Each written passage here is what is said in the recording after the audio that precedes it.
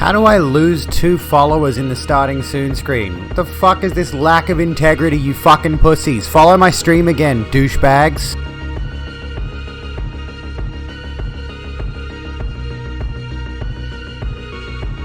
Fucking cowards, seriously.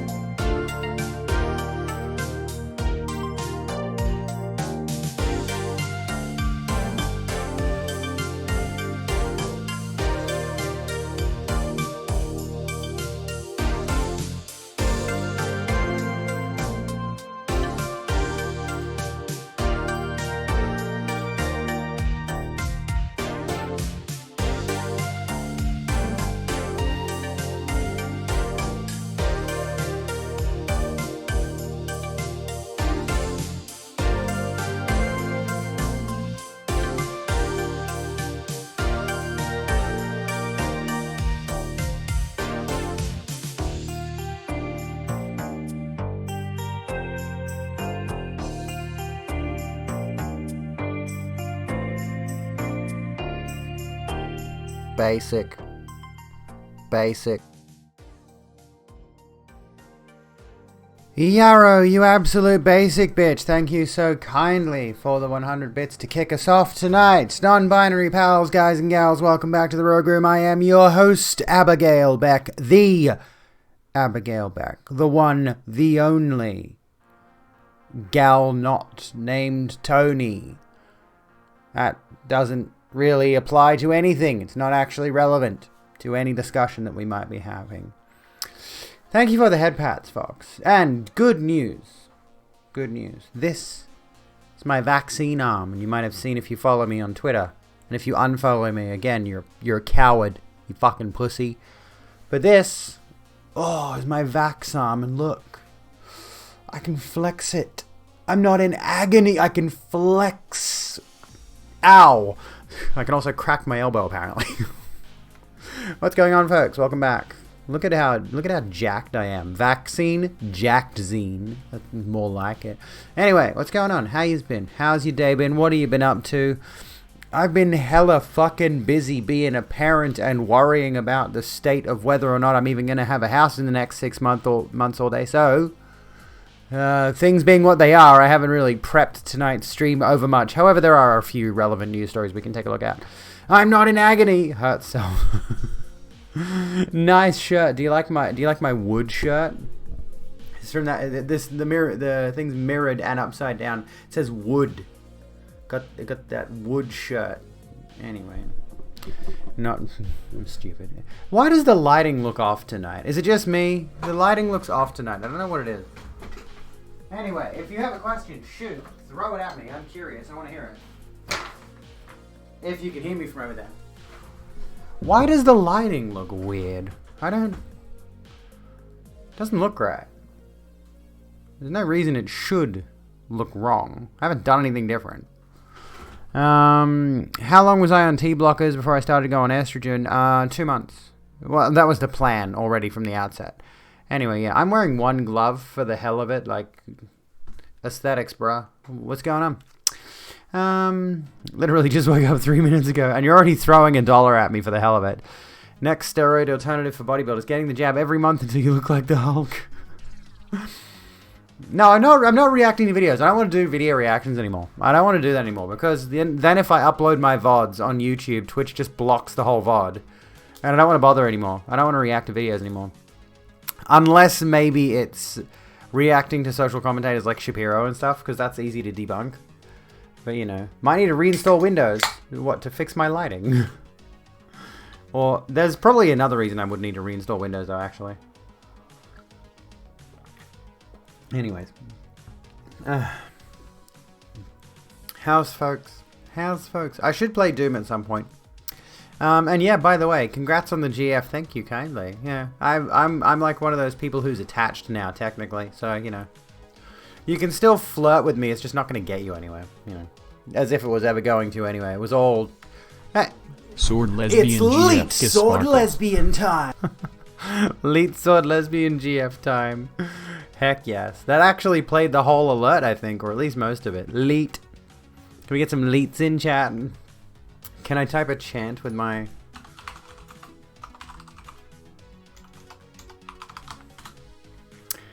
There we go. Did that work? Chant started successfully. Fuck yes, I can post it. Yes, leet. Can we get some leets?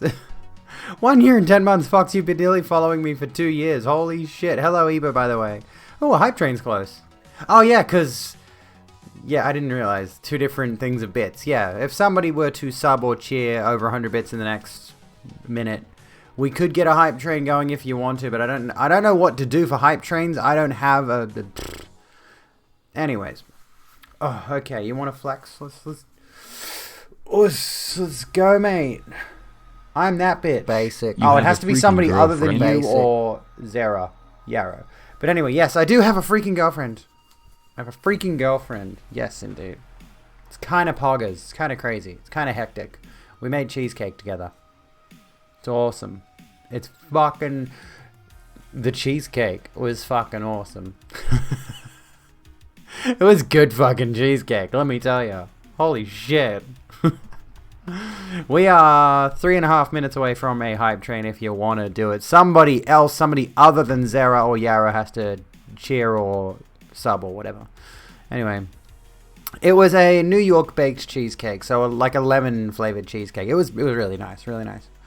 I'm already planning on my next one, which I wanted to do an Oreo cheesecake, but we would have to boycott Nabisco now. So we're not even allowed to buy Oreos. I'm still going to do it. I tried making cheesecake recently and it didn't come out good. Oh, that's no good. That's unfortunate.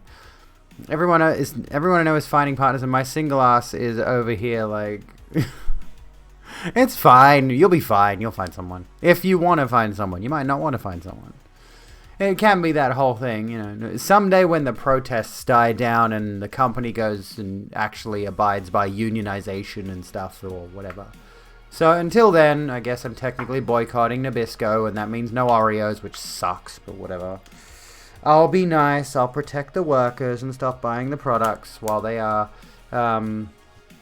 while the company is mistreating its workers. Basically that. Just basically that. And I don't know if I've seen Hydrox in stores, but I do know Aldi has their own variant of Oreos, which could sub in effectively enough. Anyway.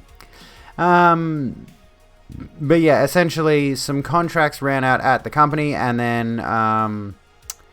or whatever it was. I forget what exactly it was. Basically, Nabisco, the company behind Oreos and a number of other products... they treat their workers like shit, and their workers are striking. So I guess in solidarity and in protest, we're not buying Oreos. And I did see a rather neat thing, actually, in response to this whole movement. Somebody had made up a bunch of stickers talking about the protest, and had gone into a grocery store and had slapped these stickers on all the price tags of the Oreos and stuff. Oh my goodness. You are too kind. There we go. Anonymous gifter, thank you for gifting a tier 1 to Understandable Penguin, which gives us a hype train, which is kind of... Why am I encouraging this? But anyway, we have a limited time to earn exclusive emotes. I still want that Tarantula emote, not gonna lie. But there we go. We're in level 1 hype train. I'm gonna fiddle with my lighting really quickly, because something's wrong with this. We might as well put this in party mode, since, you know, party mode is hypers. Let's do that. Feel lightheaded and you don't know why. Well, that's not good. Have you had your vaccine? Have you had your vaccine and maybe that's what it is? I don't know. I don't know what could be affecting you necessarily, but I was there once I got my shot, you know. on the day that it happened, you know. Actual things to watch that are less funny. What's the first one you linked to me? I don't want to do video reactions though. Like, I'm not... Oh, I've seen this one though. The Moonbase Alpha thing though. I've seen that before. Anything else though, just chuck it in the Discord. Just chuck it in the Discord. How transphobes weaponize... Oh, I meant to watch this actually. This is a Jesse Gender video that only came out a couple of days ago. I meant to watch this one. Anyway, I'm not in the mood for like reacting to things lately. Anyway, if you have any videos or anything else, chuck it in the Discord somewhere. There is the miscellaneous media subreddit. The miscellaneous media thingy. And yeah, we are going to do the subreddit soon, but I've been busy, so I haven't been able to talk about it. Anyway. So, got your second dose on the 3rd. Ooh, nice. So I had my first dose, 3 days ago. When was it? Tuesday. Today's Thursday. 2 days ago.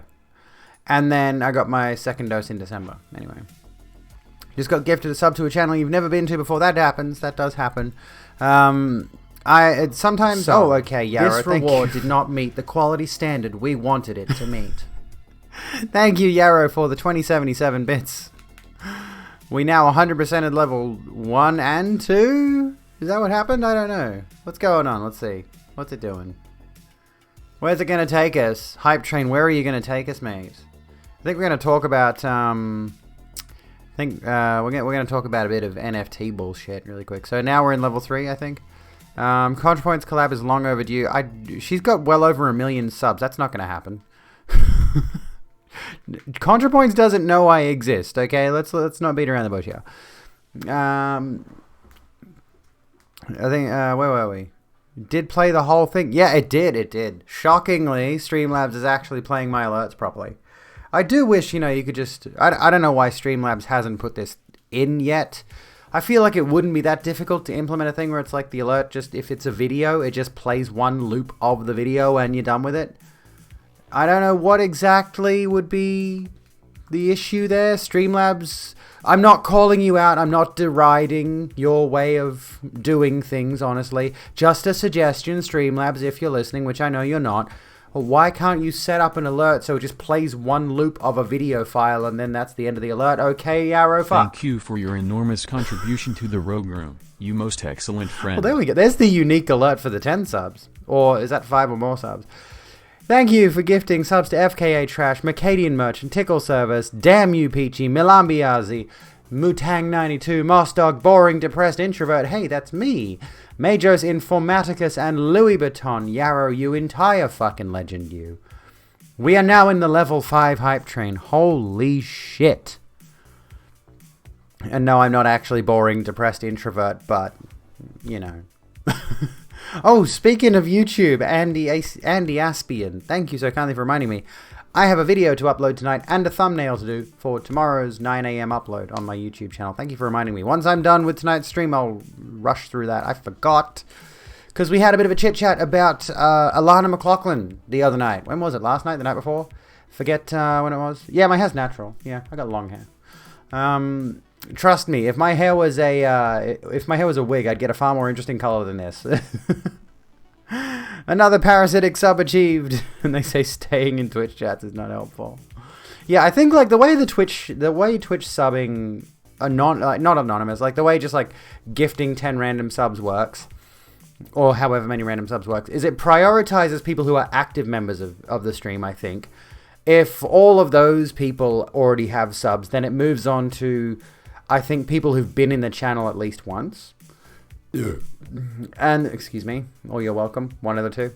And then I think from there, I think it might prioritize people that have been that might be like Twitch has this thing in its analytics section that's like channels similar to yours, or like where did my viewers come from. Like there are channels that have got like a similar viewer base. I think that might be the next tier of it. Like it'll gift random subs to viewers that the system thinks will like the content, and then after that it just randomly gifts subs to whoever. So like depending on if there's like a small streamer who's only just started out and they get gifted 100 subs, it could go to fucking anyone on the platform, realistically speaking. So people that might be into a stream are likely to get subs. People who are already fans are likely to get subs. That's the way the I think last time I checked there was a priority system for gifting. So yeah. Anyways, thank you so kindly, folks, for all of those subs and biddies and all that good nonsense.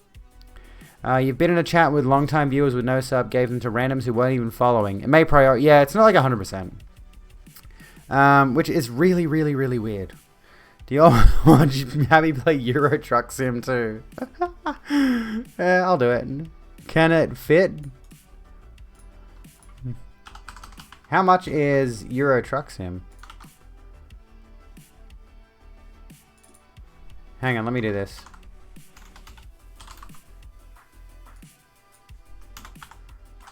Can I do this?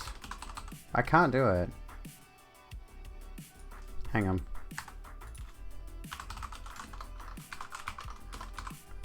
There we go. Okay, hold on a sec. I'm getting interrupted by my kids.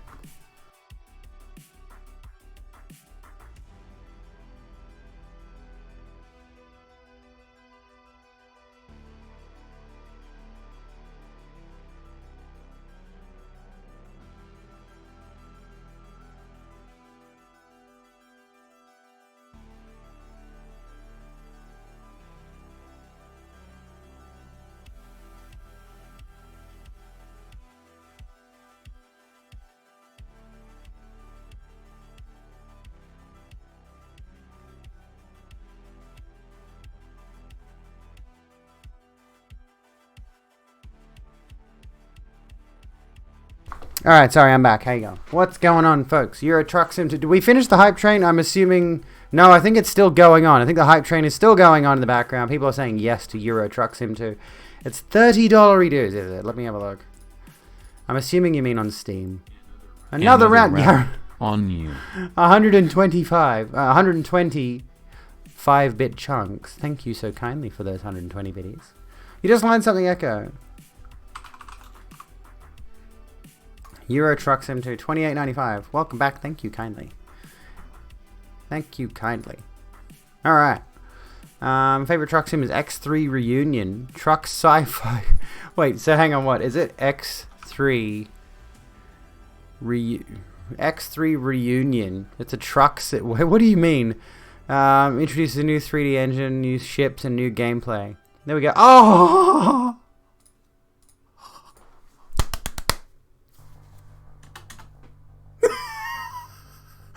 Holy shit. What's the code for it again? Hold on. There we go. Give me a sec, guys.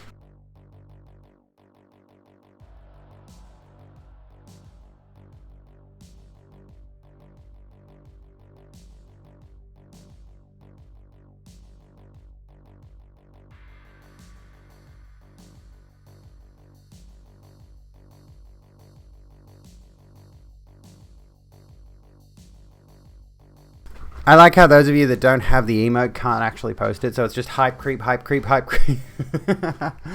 Oh my goodness, there we go. We finished the one hype train I actually wanted to. There we go. We did it. Hello folks. Hello Uwu. How's it going? Welcome in everybody. We're only like 15 minutes into the stream. We've done a hype train. We've got a spider. Look at all those plebs without their spider emotes. Pathetic. Absolutely pathetic. Can boost your YouTube analytics by premiering the video and posting the link in chat for us to watch live. I could do that. I might do that for my next big video. But my next YouTube stream highlight, which is just from here, is going to be going up tomorrow morning, and that one's not like a huge thing. But yeah, I think what I might do with my next big video is premiere it and then have it release on a Monday. A little under the table action never went astray. Euro, fucking hell. Euro Truck Simulator 2. Oh my god, does that mean I have to postpone tomorrow's, what's it called? Or do I have to do it tonight? Do I have to postpone tomorrow's Outer Wild stream in favor of Euro Truck Sim 2? Hang on, let me go back. So, let me come back. You know what's worse than streaming on Discord and no one's watching? What's far worse than streaming and no one's chatting is when only one person is talking and all they want to do is push your buttons. Oh my god, that sounds awful. That sounds fucking awful. Yeah, Jesus. I'll do it. Yeah, I'll do it. Fuck it. We'll do Euro Truck Sim. At least for a little bit, because people are keen on Outer Wilds. Or just don't do gameplay on Friday night because that's your fucking turf. I don't respect turfs. Let me see here. Oh, I need to use my PayPal. I'll have to transfer the money out of the PayPal and into my thing. Anyway, yes, Echo. That sounds. So what happened? What happened there? So like, I'm curious about this story because that sounds atrocious. As someone who's done Discord lives in recent times, and I'm gonna do another one soonish, but I want to spend my weekends,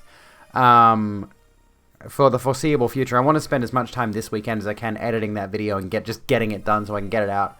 Hopefully Monday. Like, fingers crossed I can get my new big video out Monday night and we can watch it on stream. I'll set it for like 9 p.m. So we'll start the stream at like 8, like our normal time.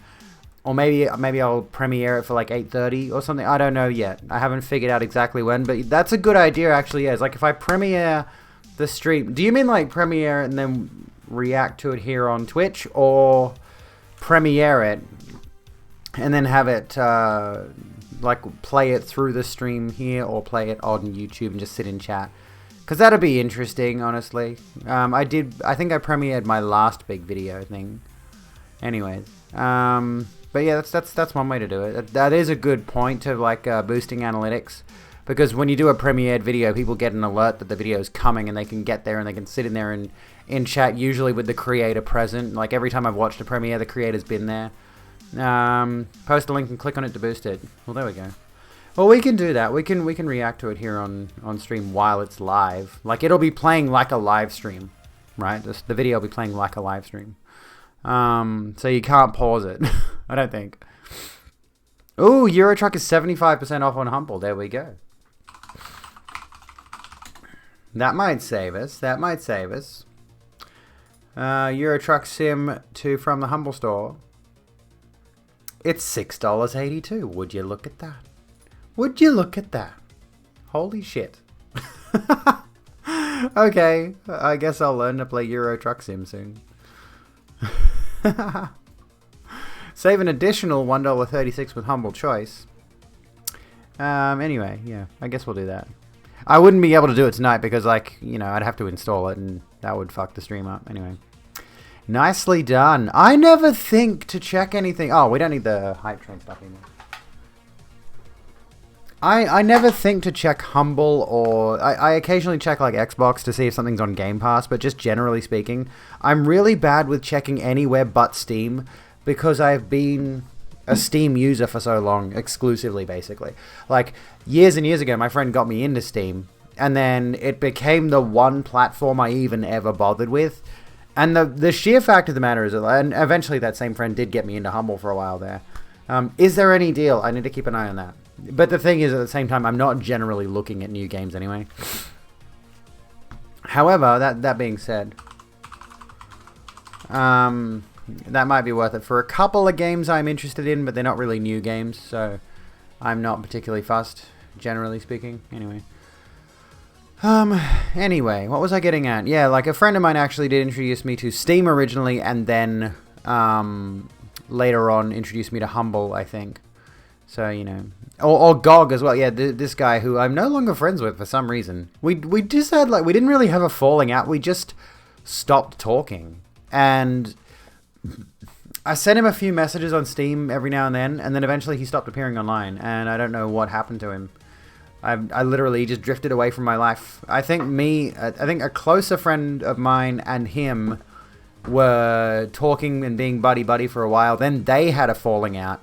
And then as a result, like, he and I just stopped talking, and it just never went. We never, like, recovered that whole relationship for whatever reason, which is weird. Things happen. It's strange. How should I put this? I was streaming a movie, a bunch of people showed up, people were talking, then it jumped to an intimate scene, chat died for several minutes, I asked where everyone went. So someone decided to start low-key sexually harassing me with weird questions. Fuck. I asked them to stop, they apologized, then they started asking super invasive questions. Fucking Christ. That doesn't sound like the kind of person you want hanging around, Jesus. Hey, yeah, that's ew. That's really fucking gross. Like, the only thing I've had is when, you know, we've been having our chill Discord hangouts and people have gotten really political. And personally, when it comes to, oddly enough, when it comes to the Discord voice chats, I'd rather keep those really blasé, really casual, not get it heavy into the politics stuff. You know, because that's kind of what this atmosphere is for, not what that atmosphere is for. But yeah, that's fucking uncomfortable. That is very fucking uncomfortable. And God, what do you even do there? This is the weird thing that, you know, we can disparage people who are we can disparage people who have been sexually harassing people, or either on voice chat, text chat, stream chat, whatever. You know, we can say that's bad behavior, and we can stomp it down and say that's not okay, that's not good. But when you're actually confronted with it, it's a really bizarre atmosphere. It's like, how do you react to this particular situation in such a way that it manages to shut that thing down satisfactorily? It's a very awkward scenario for a lot of reasons. And especially if you're the target of the harassment, you know, trying to, you throw hands through the fucking monitor. You'll stream some Spyro? Yes, indeed. I would be super keen, Zara, if you stream some Spyro while I'm sitting there editing. I'd love that. That would be awesome. That'd be fucking awesome. Yes, I would love to just watch some Spyro on my other screen while I'm doing my video editing. I mean, yeah, all you can do is ask him to stop. Yeah, exactly. With regards to what I've streamed in Discord, a number of video games, but mostly just like video and voice chats, mainly. Because, like, I've tried to... The problem with me in particular is, like, trying to stream video games with an audience that's actually able to talk and chat and all that, is I miss the dialogue of the game. Or I miss the dialogue between the people watching. And I'm just like, it's a whole mess. What up, Viz? How you going? Spyro the Anti-Androgen Dragon. Why the fuck is your net like this? Oh. Game Jolt and Itch.io are some cool game platforms. I've heard of those. Games like Binding of Isaac and such are good for that. Yeah, I suppose so. There's also, like, I do like, I am a fan of this game called Eldritch, which is very, very Lovecraftian themed, but it looks like a Minecraft. It looks kind of Minecrafty, but it's a Lovecraft themed dungeon crawler. What's it called? Like roguelite, not roguelike. It's kind of neat, but it's pretty shallow. You know, there's not much to it. Hello, folks. How you going?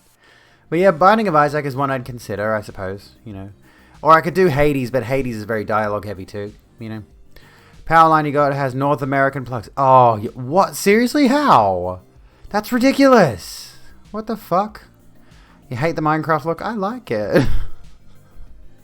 I'd love to see, and I'm sure there are some of these out there, but I'd love to see more games that take the Minecraft look, but try different avenues of gameplay design than the survival creative thing.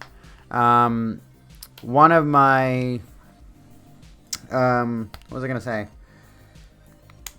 There was a good example of this. There was a good example of Minecraft themed dating sim. Yeah, I think there were a few examples of games that were like kind of Minecrafty but not quite.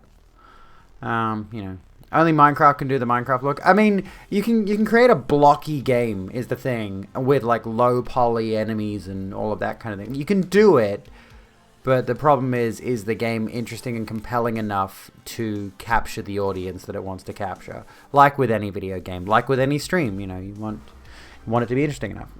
I'm wondering how many new tags Twitch will add in the future because we have them for everyone pretty much. Only one missing is vegan. Why is vegan not there? Wait a minute, hang on. Why is I swear vegan was in there. What? You're kidding? No way. I've tried the vegan thing. I suck at doing it. Hello Jordan, how's it going? Holy shit. Oh no, it is there. There is a vegan tag. There's a vegan tag.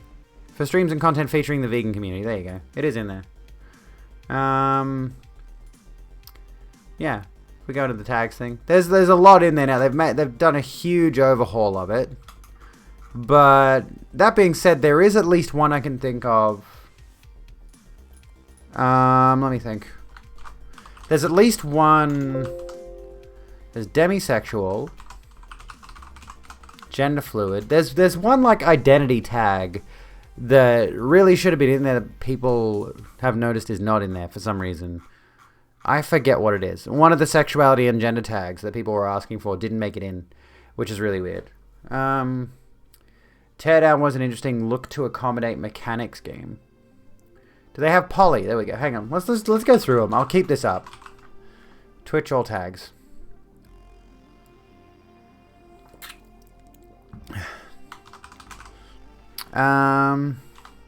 Polyamorous is in there.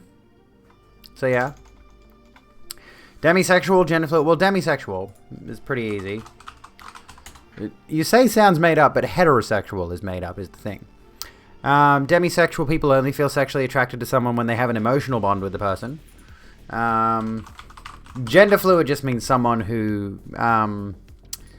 what's the best way to describe this? Is have different gender identities at different times, basically. Their gender can fluctuate. Sapiosexual is a weird one, but it is a thing. But yeah, I was just actually very, very amusingly, I was thinking about this exact thing today. But sapiosexuals are those who find intelligence sexually attractive or arousing. Dynasty Warriors type games are great. Oh, that's an idea. I mean, I could get Hyrule Warriors because that's the only one I give a shit about. I'm not even interested in Legend of Zelda, but the Dynasty Warriors aesthetic just doesn't appeal to me. The gameplay itself doesn't really appeal to me. But then for some reason you combine Legend of Zelda and Dynasty Warriors and I'm like, I'm kind of interested. I kind of like how that looks. In the same way that I was kind of vaguely interested in... Sorry, I'm just trying to adjust my monitors here. They're not straight. I was kind of interested in the Berserk Band of the Hawk game that was out there a while ago. Question is, do we really need these tags? Well, ideally, yes. The main reason that a lot of people were arguing for like the... let's just say the transgender tag, for example, is the fact that... I think the LGBTQ plus tag, the LGBTQIA plus tag was originally Twitch's experiment with this because the primary use of the tag system... Yeah, the monitor's not straight, just like me. The primary use of the tag system was originally designed around mostly gaming and specifically like... How would you just... Like other kinds of content...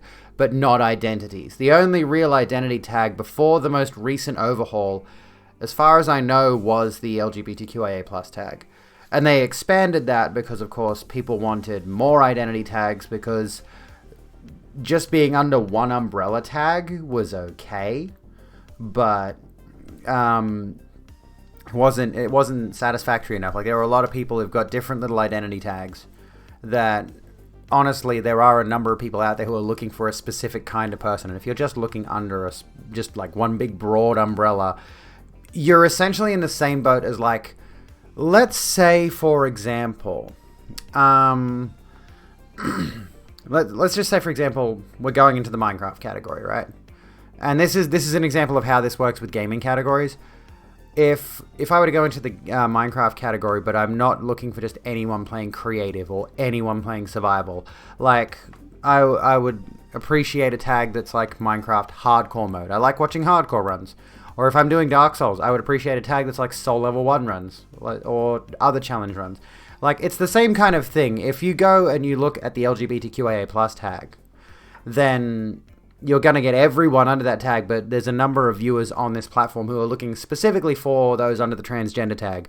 Or those, like, and the reason they're looking for those specific things is because that pertains to their specific identity and there's just like a level of relation. There's a semblance of relation. Anyway. Didn't expect it to be added. It took them long enough. People were asking for the trans tag since the tag system was implemented. Fox. Oh, there we go. What do we reckon? Because we got to stick together. Yeah, like having identity tags allows people of, like birds of a feather flock together kind of thing. And as a result of that, I have actually found quite a few really cool trans creators thanks to the fact that there is a transgender tag. Anyway, I feel like I've missed some things. You heard the Berserk game had the R horse as a mount. I know of that reference. I haven't read enough Berserk to know the full details. That vaccine got me games, it did.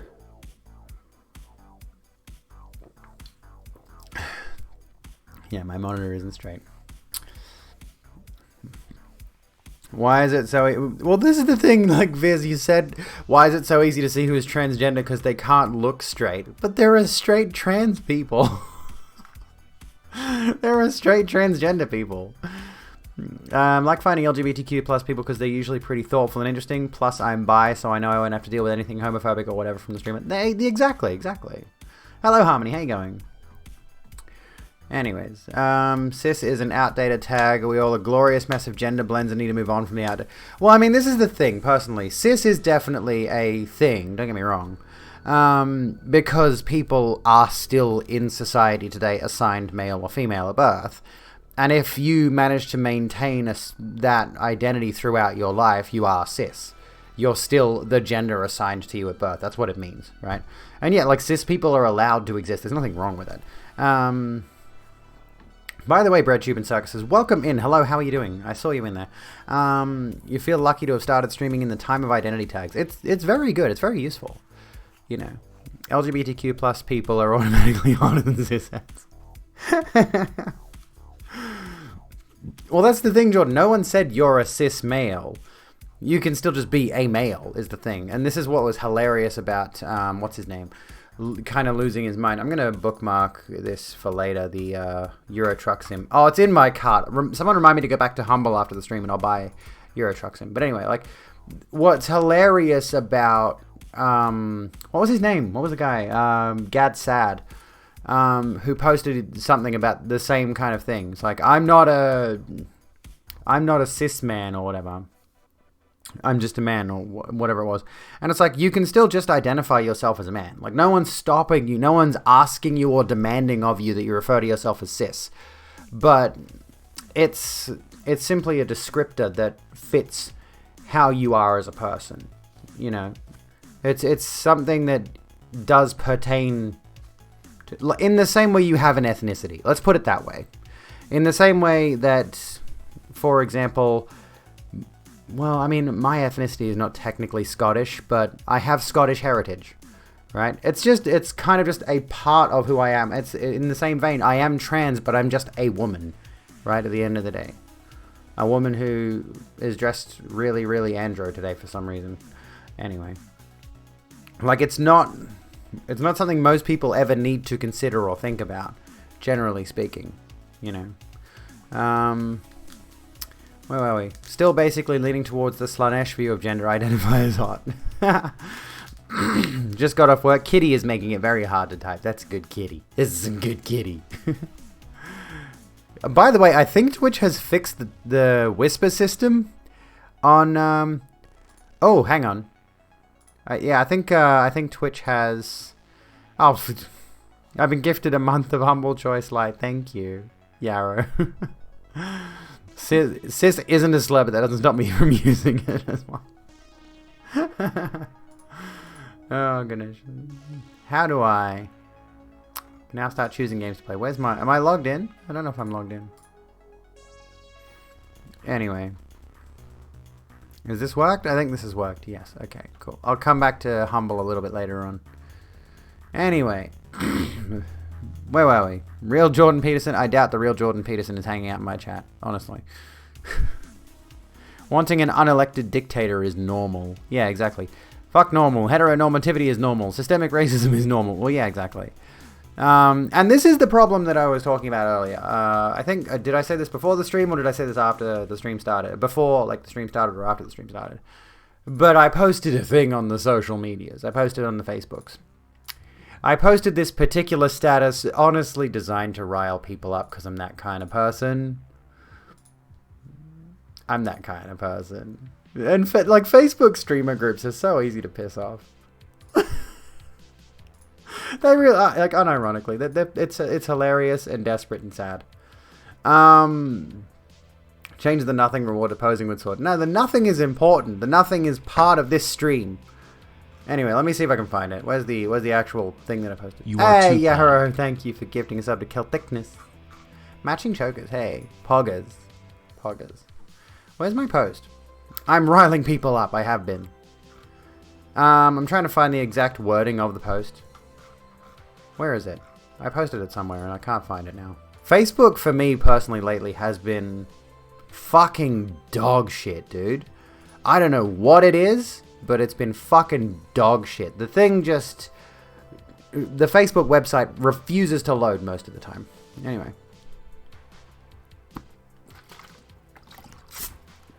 There is a topic relating trans parenthood that I want to talk about shortly. I'll come back to your thing in a second. But, like, I mentioned this on Facebook. I also tweeted this same sentiment. Essentially, it was like, if you're a streamer with an audience, basically referring to people who have a consistent and recurring community, no matter how big or small, you don't owe anybody a raid, a host, a shout out, or anything at all. Like, that was the sentiment I put forward. Not that I don't do any of those things, because obviously I do. But I also said what's far more important is establishing meaningful connections with fellow streamers, not begging. And there was someone, I'm not going to go find their comment, but basically said that I am nothing but a complainer and all I do is complain, all this kind of nonsense. And they specifically said they'd stopped into my stream and saw me complaining. And I think what I mentioned this in the pre-stream section, I think. And I went and I clicked on this person's profile and I checked their stream out. And it was just some FPS gameplay, several hour-long VODs, and, 2-digit viewers for the total of the stream. Like 16 viewers on a 6-hour VOD kind of thing. Which says to me, like, I think I realize why I have more viewers than they do. Because they would look at someone who dares to be opinionated and talk about things as just a complainer. And they seem like the kind of person who's rather complacent. And they don't want to bother improving their content. My eyelashes are fucking with me right now. Can we not? They're tickly. I got double-digit views. Well, I got double-digit viewership right now. But what I mean is, like, my VODs. Let's have a look at one of my VODs. You are too Yara, thank you for gifting us up to Cyber Opal. By the way, can confirm intersex people live in underground caverns with the raccoons. When I say they've got double-digit views, what I mean is my VOD from last night has 836 views. As in, throughout the entire stream, that essentially means 800... I don't know exactly what that means, but, like, treat that like a YouTube video. Last night's VOD has 836 views total, including while it was live and after it was live, right? So number big. By comparison, the person who was complaining about me, amusingly, they had a 6-hour VOD as like the first video on their channel, and it had 16 views for that entire VOD duration, right? So clearly I'm doing something right. But, I do kind of get it because I am the kind of streamer who sits here and talks about things ad nauseum. Was I also in Willow's chat? I haven't been in Willow's stream in ages. But yeah, anyway, oh, this one's telling me this current stream is broadcasting now. There we go. At any rate. Oh, is that... Oh, you're referring to Opal. Anyway. Anyway. I do want double letter mummy milkers, yes please. The point that I was trying to get across is that, of course, given that my entire content persona and all of these kinds of things is predicated upon criticism and discussion, invariably I'm going to have opinions on things and I'm going to express those. And I'm going to tell you what I think about this, that, and the other. And some people interpret that as just me being a negative Nancy all the time. But I hate to break it to you. I was having this thought this morning as I was getting out of bed, that the reality of the world we live in today is that it's not fucking good.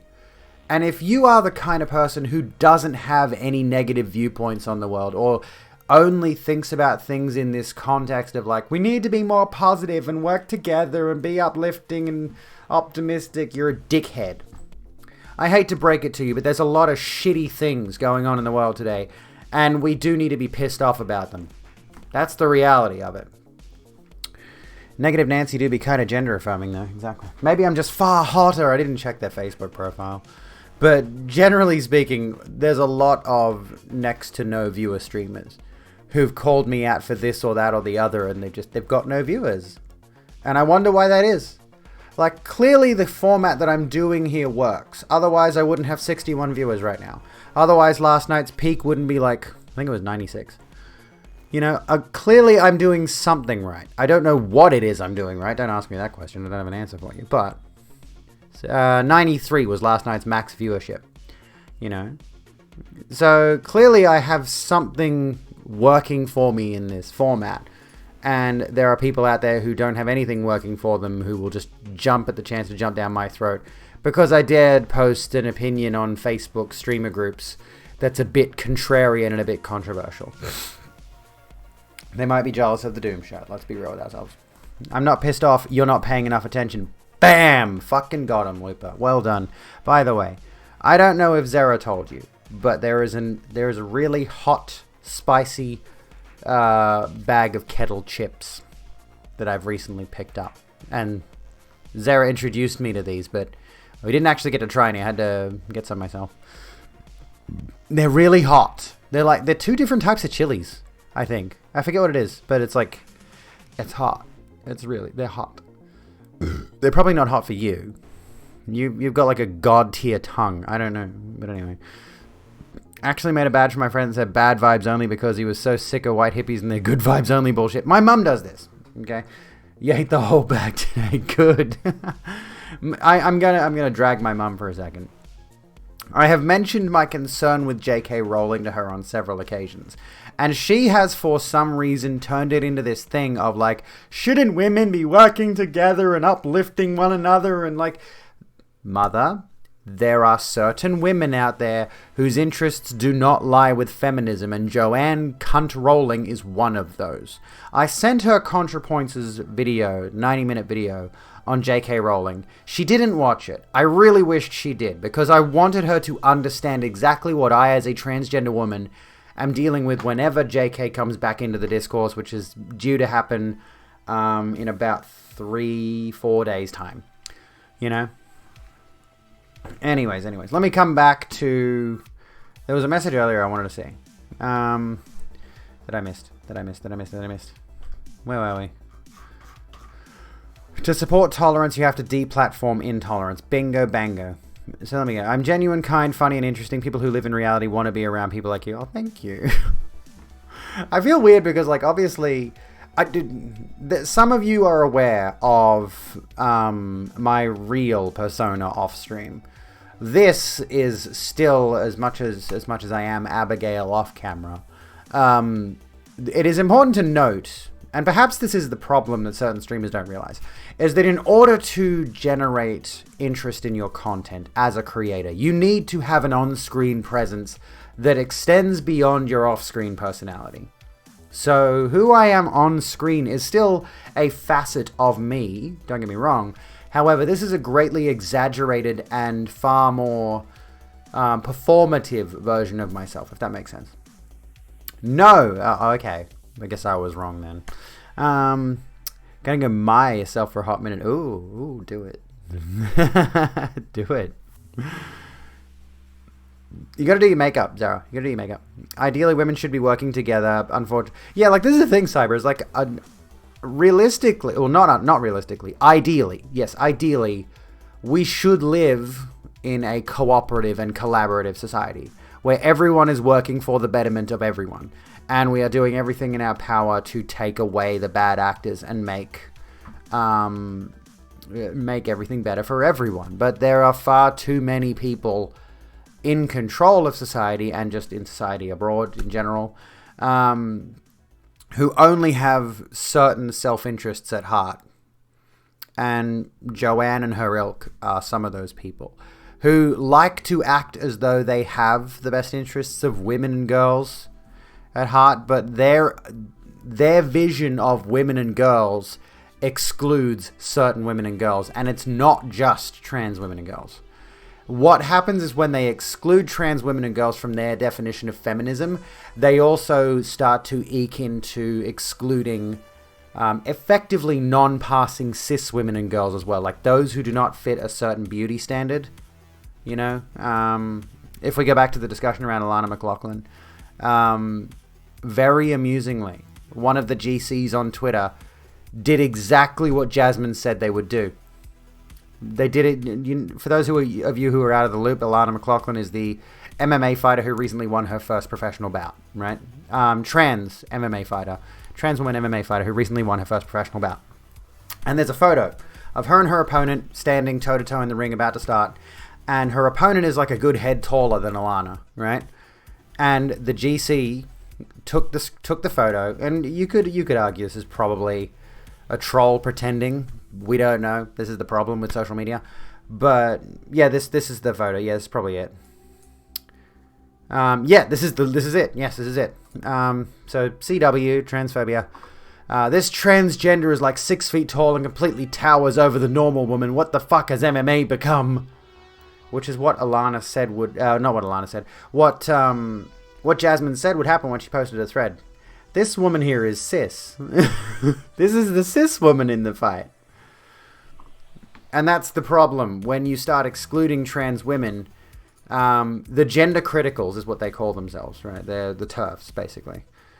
They call themselves gender criticals as a way to like try to legitimize their ideology, but it doesn't work. In my lifetime, I've seen more non-passing cis women than transgender. Exactly. Like, this is the issue, is when you start to try to define, let's just say they, like J.K. Rowling and the TERFs and all that, want to have sex-segregated spaces like bathrooms and change rooms and certain other places, I think, like certain clinics and, what's it called? Abuse shelters and all that kind of thing. That's not the word for it, but you know what I mean, like when women go to that shelter to get away from an abusive husband or whatever, that kind of thing, but for, they want all of those spaces to be exclusively sex segregated, so only cisgender women can go to those. But the problem there is, of course, it extrapolates beyond just trans women. Like when you're excluding trans women, there are going to be cis women who get caught in the crossfire. I've mentioned on several occasions that my 2 lesbian friends, they have been given like dirty side-eye looks in the women's restrooms on several occasions because they're both rather butch, you know. So people look at them and they're just like, "You sure you're in the right toilets?" And that's the thing. They're both butch cis lesbians, right? Women's shelters, is that it? Yeah. Anyway, so that's my main concern. Well, it's not my main concern. My main concern is the fact that they're excluding trans women from anywhere. And the whole idea of excluding trans people in general, at the moment you start doing like sex segregated spaces and kicking trans people out of sports and all those kinds of things, is you start to try to push trans people further and further out of public life. If a trans woman can't go into the women's toilets, where's she supposed to go? You know? So it's just going to make it more and more inconvenient for a transgender person to use any public space, and then they're not going to use public spaces. They're going to just become agoraphobic and thus get isolated from society. All of a sudden, there's no trans people anymore. Funny how that works. Anyway, they also put trans men into their women category while crying men in women's space. Yeah, exactly. It all, like, the entire TERF idea is distilled down to men being predatory bastards. Now, I'm gonna say something. Not all men. And I know that's a bad thing to say. I don't want to get into that whole thing, but that's what it boils down to. Not all men are predators. Not all men are harming women. Not all men are bad guys. But the issue is that the TERFs are conflating potential male man predators with transgender women. And furthermore, treating trans men as though they are also female victims in the making, or whatever it is. It's a lot of concern trolling, is what it is. They don't actually care. They're just concern trolling to further their own ends. That's the word I'm going to use. Ends, yeah, anyway. She's supposed to stay home, which is their ultimate goal, make us disappear. Exactly.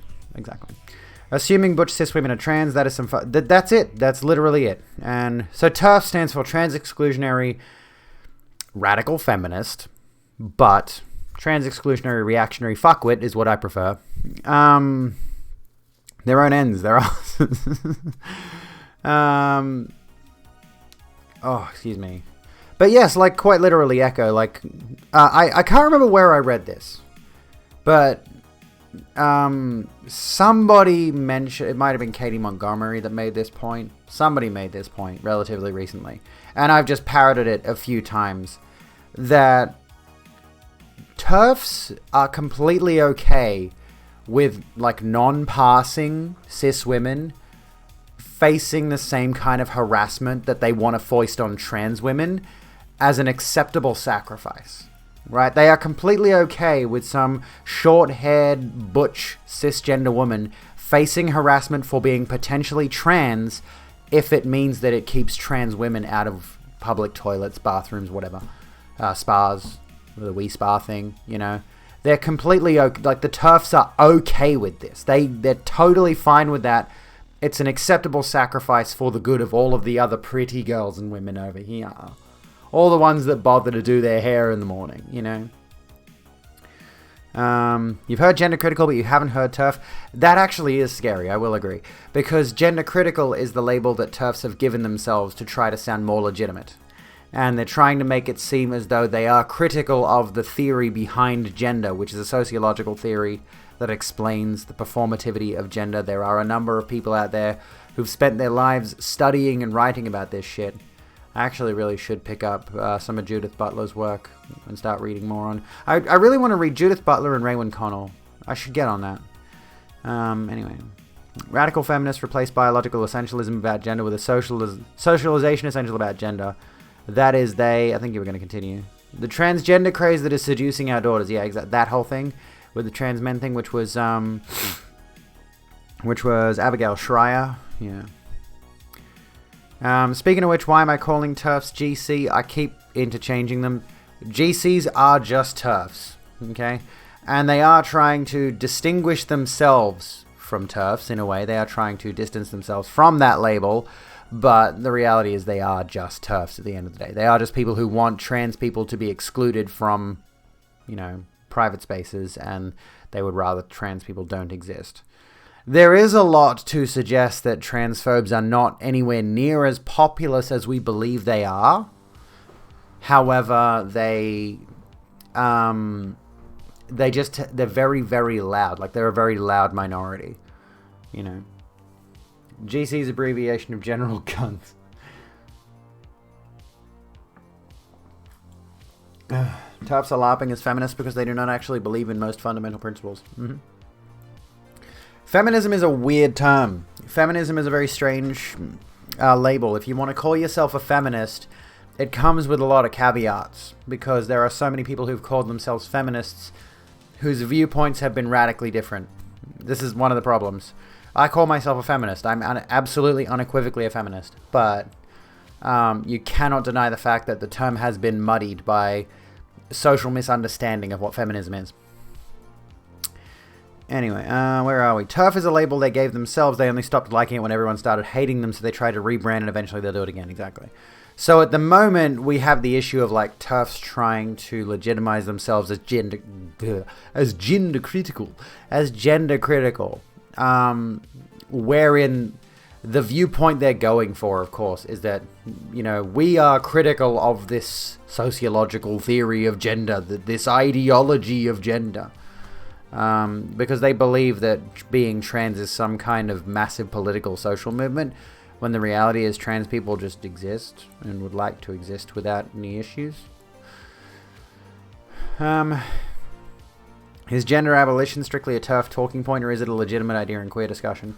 That's up in the air. I mean, I'm not against the idea of gender abolition, but I think it's fairly unreasonable given current societal norms.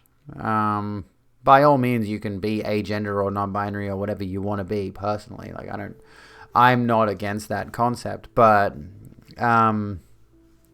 there are some people out there. This is one of the weird things that I've noticed about the gender critical movement. And I gotta stop calling them GCs. I really do, because it's really referring to them by their own label. But I don't know.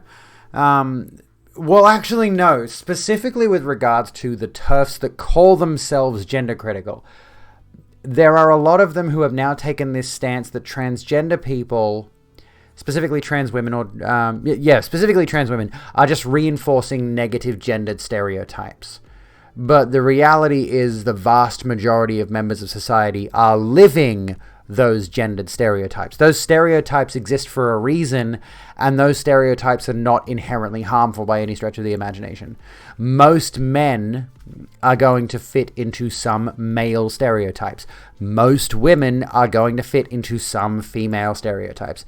If a woman cuts her hair short and wears a t-shirt and jeans and sneakers every day, that doesn't make her less a woman, for example. There's nothing wrong with her womanhood, that's just the way she expresses it. But by the same token, if another woman wears pretty sundresses and a full face of makeup and keeps her hair long and, treats it with a whole bunch of different products and paints her nails and wears high heels and all of the woman things, that's also still not in any way an inherently negative stereotype about being a woman. And, a man who goes to the gym several days a week to lift weights and get huge, grows a big thick beard, covers himself in tattoos, gets a motorbike, none of those things are inherently negative things. However, those that are referring to themselves as gender critical are now taking the stance that trans people specifically who align with those same stereotypes. You might have seen my post the other day about the sundress. I posted me in a cute sundress, right, with a floopy hat and all of this kind of thing. Where is it? Yeah, you might have seen this post, right? I'm pretty femmed up right here. I felt really fucking cute in this dress and these sandals and all that. And yes, I've cut my toes out of the shot because you foot fetishists are fucking weird. Please leave me alone. Stop commenting on my posts. Anyway, no, I haven't had foot fetishists comment on my posts, but I was pretty stereotypically femme in that outfit, and I felt really comfortable and pretty, and there's nothing wrong with that. There is no inherent issue with someone meeting certain stereotypes. Gender is, after all, a performance of a number of different stereotypes, no matter what way you slice it. It's a cute dress, hey. My sister got it, and then she was like, oh, I don't really like it, or it doesn't really fit me, or I don't know what she said. She gave it to me, I tried it on, and I fell in love with it. Fuck. It's so pretty. Real-time comedic Zoom. Hey, how you doing? TERFs are just bad for the feminist movement in general. Remember how conservatives showed you the clips of the most crazy feminists who were screaming shit like all men are abusers? That turned a lot of centrists and liberals from the feminist movement. Now with TERFs, people who are progressive are being turned away from being feminists because they think that's what being a feminist entitles. Yes, exactly. Yes, you're absolutely right. Unironically, there was a pretty significant movement right around 2014. I think we were discussing this the other night, of people who were, like you said, finding those clips of crazy SJWs, right? They were trying to paint all leftists in a really negative light. And what did that lead to? As just one part of a much bigger whole, but part of the reason that Trump got into power in the first place in 2016 was the fact that there was a significant movement against SJWs back like very prior to when he was being elected. And he capitalized on that. So a lot of people got swayed to voting for a certain person because they saw radical social justice warrior, brightly colored hair types screaming about feminism or whatever they were going on about. Like 6 million genders and all this kind of shit. that became such a huge thing. Like, I remember I couldn't escape the anti-SJW sentiment.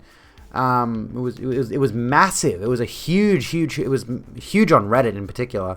I remember I was on Reddit, and like Tumblr in Action was a massive subreddit. But now that I understand what actual social justice is, now that I understand like what these movements are, I am one of those people who nearly got, grasped by the tendrils of anti-SJW ideology, and probably could have been dragged to the right wing if I'd let myself become even more terminally online back in 2014. It's kind of terrifying, actually. Anyway, I've been talking for a bit. In the Judith Butler article we read the other night, Butler Charlie articulated how TERFs want to reject the concept of gender and replace it with the idea of biological sex.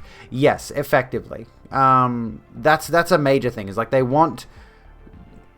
This is the thing. Like, they want those sex segregated spaces, bathrooms, women's shelters, spas, change rooms, etc. They want those to be sex segregated. But what are they going to do when a man like Buck Angel walks into the women's toilets? Because those spaces are now sex segregated and he has a vagina. Like, sharply articulate. There we go. Thank you. What are they going to do when butch, manly, transgender men have to use the women's toilets because of sex segregation? And yeah, you're absolutely right, introvert. Biological sex is not binary even. So it doesn't even make sense. What we do have in society, generally speaking, is a binary gender model. Now, of course, there are non-binary people. Of course, there are those who are agender and all of that kind of thing, of course. But broadly in society, what we have is a binary gender system. But it is important to realize that it is a gender system, not a sex system. I think one of the major issues with this seeming movement against gender as a concept, not even just gender criticals or TERFs or whatever you want to call it. I think one of the major issues is that for a good long while there, gender and sex were considered to be interchangeable terms. And for a good long while there, I don't know, like 50 years ago, 60 years ago, whatever it was. Actually, even going back further than that, going back to like pre-World War II even. Well, gender is a relatively recent term. Gender is a relatively recent strict definition of a thing. And sex is a different definition of a thing. But, for a long time, sex was considered to be what we consider gender to be now. And as a result, you would have a sex/gender marker thing on a form. Like, what is your sex/gender? It would be male or female, which was confusing. And having gender confirmation surgery, changing your genitalia, was referred to as a sex change. And people extrapolated that to think, oh, clearly the transsexuals think that they can just snip their penis off and suddenly they're biologically a woman. And that's the problem, is that idea has perpetuated into the modern day when clearly we have a much greater understanding of the science and we've got new terms to understand and to define things. So we have transgender now because gender and sex are separate concepts. And we're aware of this, and we say this out loud. I am probably one of the first trans people who will scream at the top of her lungs, yes, I get it, my sex and my gender are not the same thing. And I realize I cannot change my biological sex, but I kind of can if you consider all of the factors available. Because technically speaking, my hormones are a part of my biological sex, and I've changed those, so fuck yeah.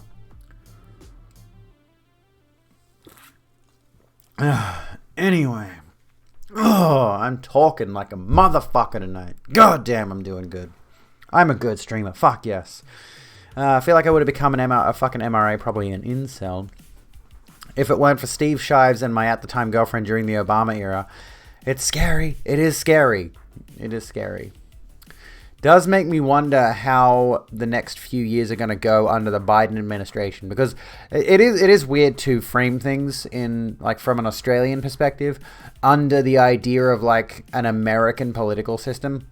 But it is very interesting to note how cultural attitudes shift based on who's in charge in the White House in one country. You know? You're one of those people who have become full-fledged conservative, but there was this kind of cognitive dissonance with me. Like, when I was a conservative, I didn't believe trans women were real women, but I wanted people to call them by their preferred pronouns and let them use their identified gender's bathroom. Like, how that happened with me, I have no idea, but it did. I've seen a number of conservatives who hold the same viewpoint, is the thing. It's like, it's not that wild of a concept, but, you know, there are people who are just like, oh, if you're a trans woman, you're not 100% a real woman. Stupid. And what am I, an intersex person, supposed to do? I literally had to choose what hormones I wanted in my body because my body doesn't produce them properly. Exactly. What's the circumstance there? I think one of the major issues that both conservatives in general and TERFs have is that they want things to be so strictly defined. They want society to be so easily organized and categorized. They want everybody to just fit into a certain box, and they can't get outside of that box. And that's where the biological sex thing comes into things. They want people to be specifically locked into your biological sex, whatever that means. But the reality of the situation is both society and biology are not that simple.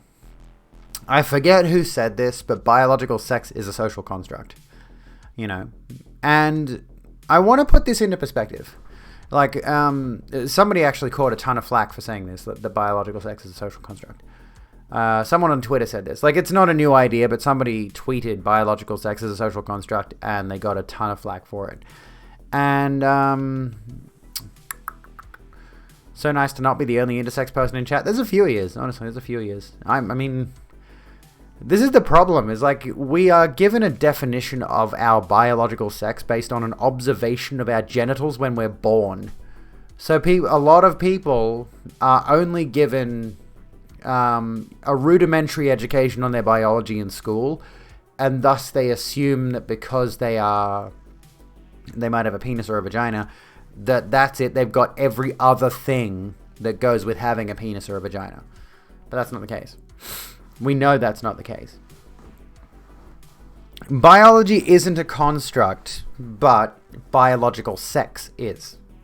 In terms of, like you mentioned there, Cyber, the categorization of it.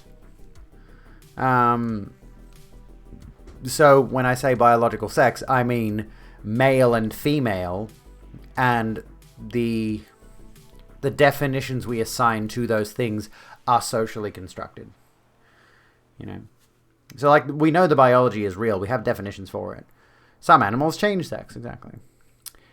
We've been going for like an hour on this topic. Fuck. But yeah, the categorization is the thing. And that's what people miss. Like, when you say biological sex is a social construct, a lot of people really hate that because they think you're being a biological denialist. They think you're denying the reality of biology when technically you're not. You know, when we define a person on like a medical form as male or female, like, sex is not a binary, biology is not a strict binary either. Like, that's the main thing. But we have given people in society a biological label that they are expected to adhere to, which is unreasonable. They think you're delusional. Yeah, exactly. Because it's the Black Lives Matter problem. Right? The issue is that when you say Black Lives Matter, the counter argument is, well, don't all lives matter? But you need to realize that Black Lives Matter doesn't just refer to the idea that only Black Lives Matter. It refers to the numerous systemic injustices that are constantly and continuously thrust upon black people, both now and historically. And the issue is that, you know, black lives are generally treated as lesser by many of those institutions. And the movement is specifically to elevate black voices and black lives. BLM basically boils down to Black Lives Matter too. Yeah, exactly. But as it stands right now, socially speaking, they are treated as secondary, you know.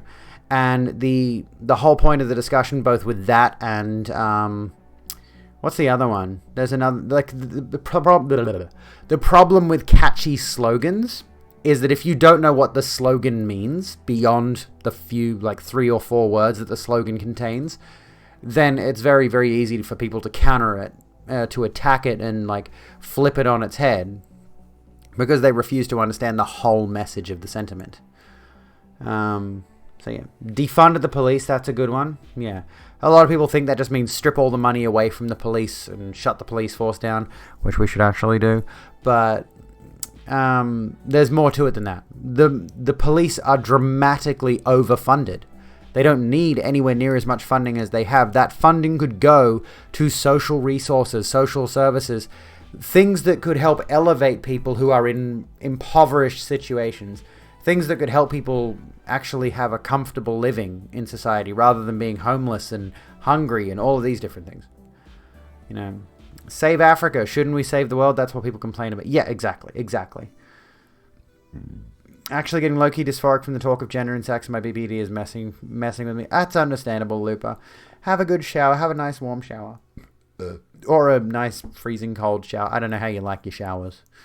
You know, have your shower whichever way makes you comfortable. I feel like one side is having a really highbrow scientific discussion of gender construction, and the other side is in a sandbox yelling, "No girls are better, no boys are better." I think it also has something to do with conservatives being people who can't see things in grey. Like, they want the world to be in black and white, and I get it. When I was conservative, there was this clear sense of morality and of enemy and of ally. It's a very comforting worldview, but the world isn't like that. It's often in grey and much less in black and white. That's a very... That kind of comes back to what we were talking about before, pretty much. Like, the whole idea... Well, I mean, it definitely comes back to what we were talking about a minute ago. The whole point of conservative ideology and of TERF ideology in specific is that they want things to be in narrow, strict little boxes, little pigeonholes. Because little, strict pigeonholes, when everything's... Think about it this way, like, if you have a desk, right? I've got a desk, it's a mess. It's not perfect, but everything has its place, everything has its place, every place has its thing, right? When you're in an organized environment and you know where everything goes, it's comfortable, right? Am I wrong? I don't think I'm wrong with this. But, you know, if you have a day or a week or whatever where you just stop caring and you throw anything, like your room, for example, your bedroom. Have you ever had that period where you just like, you don't care, just chuck your clothes on the floor, chuck whatever on the floor, make a mess, who gives a shit? And all of a sudden you can't find anything. All of a sudden you don't know where anything is. That's the world. Your messy bedroom with no organization is the world, right? You know? It's not a bad thing, but you know. Face done. Heck yes, Zara. Fantastic. But that's the reality of it. It's like having everything nice and neat and put away where it belongs. Like the way my plushies are laid out, they're in exactly the same spot every single time. I take them off there, I put them on my chair at night. Even when I put them on the chair, they have a spot in the chair in the pile. Then I put the emotionally exhausted blanket over the plushies. And then in the morning, I get up, I make my bed, I put them all back in exactly the same spot. It's comfortable. And certain people want society to be that level of comfortable. Everyone has a specific place and they do a specific thing, they fill a specific role, and they don't deviate from that. But the reality is society, the world abroad is not like that. The world is messy. So yeah, head pats. Thank you for the head pats. God, I'm muscly. Fuck. Sorry. With a few additions every now and then. Yeah, exactly.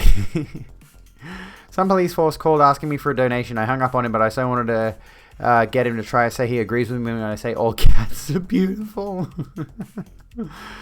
Had that for a year once, just no motivation for the longest time. It's easy to fall into that rut, I will say. Routine helps. People like to put things in nice, simple boxes so they aren't afraid of what people might do. Bigots need the fear. That they do indeed. Hello, Thea. How you doing? What's going on? Welcome back in. Welcome back, Broken, as well. But yeah, it's people don't like chaos. People do not like things to be messy. People don't like things to be all over the place. You know.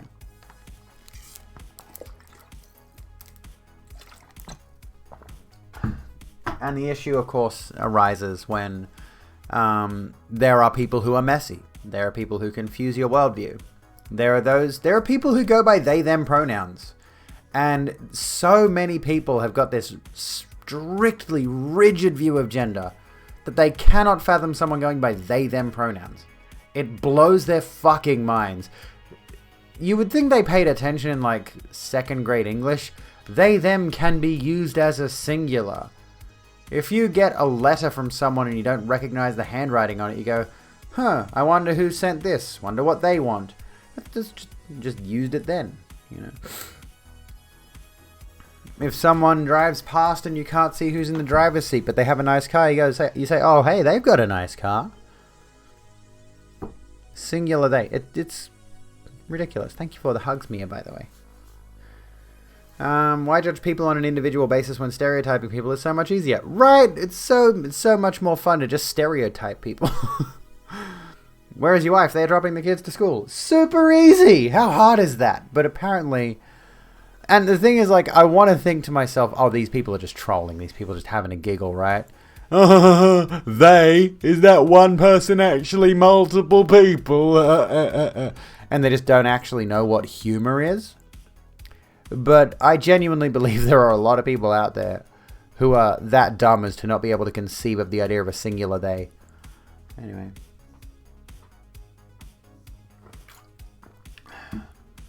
Literally ask any kid to arrange their toys by color, but only give them a blue box and a red box. And watch how fast the binary system breaks down. Yeah, Jim Brewer. That was fucking depressing. Fucking hell, dude. I couldn't put up with watching more of him. Oh, yeah. Yeah, exactly. It's like, what are you supposed to do in that circumstance? Binaries don't work with the entire social model. I genuinely am singular and plural they. Exactly, there you go. Like Tia said, they is used in the fucking Bible. Hello, old snake, how's it going? Why was I talking in a South London accent? I don't... Look, I don't know what bloody accent I'm doing at any given time. 5 out of 5 of the Ubers I've got in the past 2 weeks mentioned how they think the lockdown is stupid, so yes, some people are that dumb, yeah. I mean, I think the lockdown is stupid for other reasons than the reasons that make the lockdown necessary. I think it's stupid because it prevents me from socializing, but I don't think it's stupid for, but on its own merits. You know, the lockdown has got a purpose. You know, found stats that said 30% of Americans in some places are illiterate, so I personally believe figures like Shapiro are leading the blind despite knowing better themselves. Oh, yeah, absolutely. 100%. I've held this viewpoint for the longest time that, like, especially, and I'm not trying to disparage religious people, but I think especially major popular religious figures or political leaders who have religious ties and are very vocal about their religious beliefs are in that same kind of situation. Like, there's definitely a significant number of people out there who follow those personalities in particular who are dumb as bricks. Hate to say it, but they're dumb as bricks. They don't know any better, right?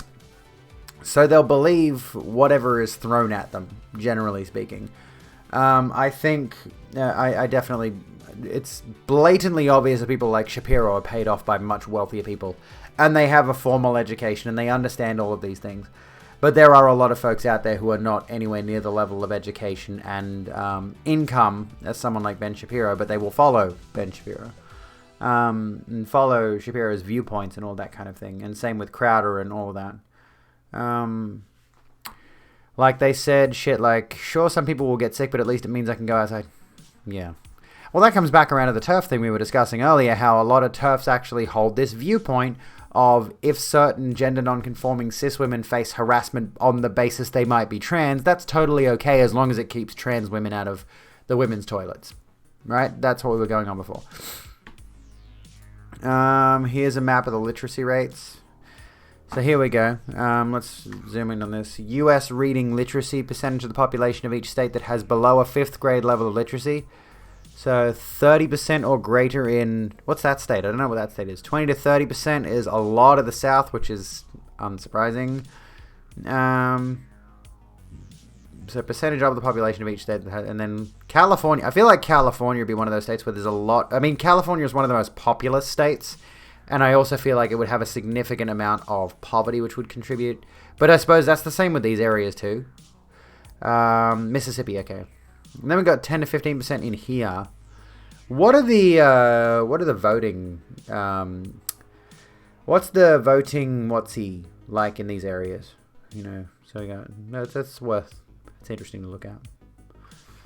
How are people voting in those states by comparison? Which of those states are red? Which of those states are blue? Generally speaking. Speaking of Ben Shapiro, do you remember him buying a piece of wood? Turns out he gets donations from the owner/founder of Home Depot. Of course, those blue states are also red, but low population and wealthier. Oh, okay. Alex Jones, I need somebody to take my position. I'm about to fade into obscurity. Shapiro, I'll take it. Jones, but you're a Jew. How can you be a fascist? The future is now, old man.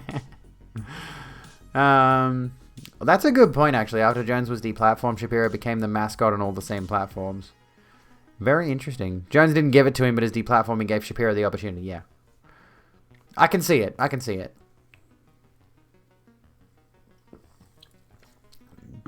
Well, Jono, we've discussed this before. There is a significant factor that suggests people were watching Call of Duty videos on YouTube, Call of Duty montages. And because there was a crossover with people watching Call of Duty montages and watching Ben Shapiro, that the algorithm detected, these two types of content are obviously similar. What we're going to do is we're going to start recommending Shapiro to people who watch Call of Duty montages. So it became this thing of like conflating certain types of content that are not technically specifically related, which would then radicalize people. They would slip down those pipelines because they would start watching content. And like the average person is going to see somebody like Ben Shapiro, generally speaking, and just think he's some commentator. He's just some YouTuber, right? That's how they're going to look at it. They're not going to think much more about it. And they'll watch it and they'll start listening to him. And the thing about people like Shapiro is, generally speaking, yes, sometimes they're going to have a few cringe takes, but they also tend to appeal to the common sense notion, which comes back to the convenient, comfortable pigeonholing of society. That's how it generally plays out. They come back around to that comfortable pigeonholing of everybody in society. Everyone fits into a certain box. So that's the narrative that they peddle, and as a result, to most laymen, people are going to watch a Ben Shapiro video and agree with the viewpoints, or just be like, oh yeah, I get it, kind of thing. And that's how people end up slipping further and further down those kinds of trains of thought. Anyways, also PewDiePie is a Nazi by H-Bomb. Greater illiteracy in the former Confederacy. Who'd have thunk it? Let me come back. The YouTube pipeline, cat vids to sports, hitting balls, bloopers to Shapiro, etc. At that awkward point where I'm not comfortable in any bathroom at work and I freaking hate it. Oh, that's awful, Daisy. I'm sorry. You get anti-SJW stuff because you watch things about social problems. Yeah, exactly. And yeah, wow, YouTube. Unshocking. The PewDiePie pipeline is a good video. I'll have to take a look at that one, which wouldn't surprise me. I mean, PewDiePie literally had Ben Shapiro do a guest segment on one of his videos, so, Somehow evolved from atheist videos to anti-feminist videos. There's a lot to look into that. There is a ton of... Let me think for a second. I'm reminded of the Gamergate thing with Anita Sarkeesian, where it became this narrative of people disagreeing with Sarkeesian's viewpoints based on the idea that she was trying to make radical feminist connections where there were none. Like that's often the stance still today when it comes to any kind of social justice-y leaning stuff in video games, right? And what that led to, of course, Gamergate became this massive misogynist movement, became this massive chauvinist movement, rather than, under the guise of ethics in games journalism or whatever it was. And it wasn't just Anita Sarkeesian, it was also whoever else it was. But essentially, like, you've got things like the atheist movement, where you would think being an atheist is just about being against religion or just being like a non-religious person and being proud of it. Whatever, who cares? But then those communities have only got so much to talk about. So then they start creating other little threads that go into other areas of things that lead into other politics and all that. And when your movement is based on despising certain social groups by its very nature, because when I was on the atheism subreddit, in particular, like 7 years ago, roughly, the entire movement was built around a hatred of religion and religious people, right? And that can only spread into more toxic ideas from there. If your entire movement is based on hating something, it can only lead, and like, not just hating something, but hating something and justifying it by logic and facts and rationality and all that kind of thing. It can only lead to more and more of that toxic mindset. It compounds upon itself. Hello, Astode. How you going? I personally, as an atheist, saw it as this. Christians got boring because they had no new takes. Debating feminists and SJWs was spicier, and so the skeptics of atheism spilled over into skeptics of anything you could belittle. That's probably a good way to look at it, yeah.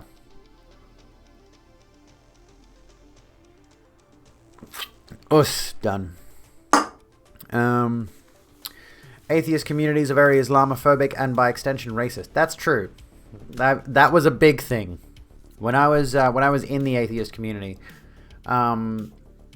A huge thing. Yeah, it was an entire arc. Islamophobia was massive. Like, you would get people finding the worst of the worst of any religion, but yes indeed, Islam, and most notably Westboro Baptist, for example. And people would conflate, say, Westboro Baptist with all Christians, or at least with all Baptists.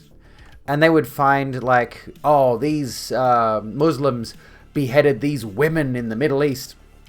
And thus the narrative became all Muslims must be evil people who behead women in the Middle East. Like, that was the entire narrative, was like, let's take this people of this religion, and because things are being done in the name of this religion, if you are associating with that religion, by definition, you're an awful person, right? That was the atheist movement's entire, well, ideology. Let's come back around to the term ideology.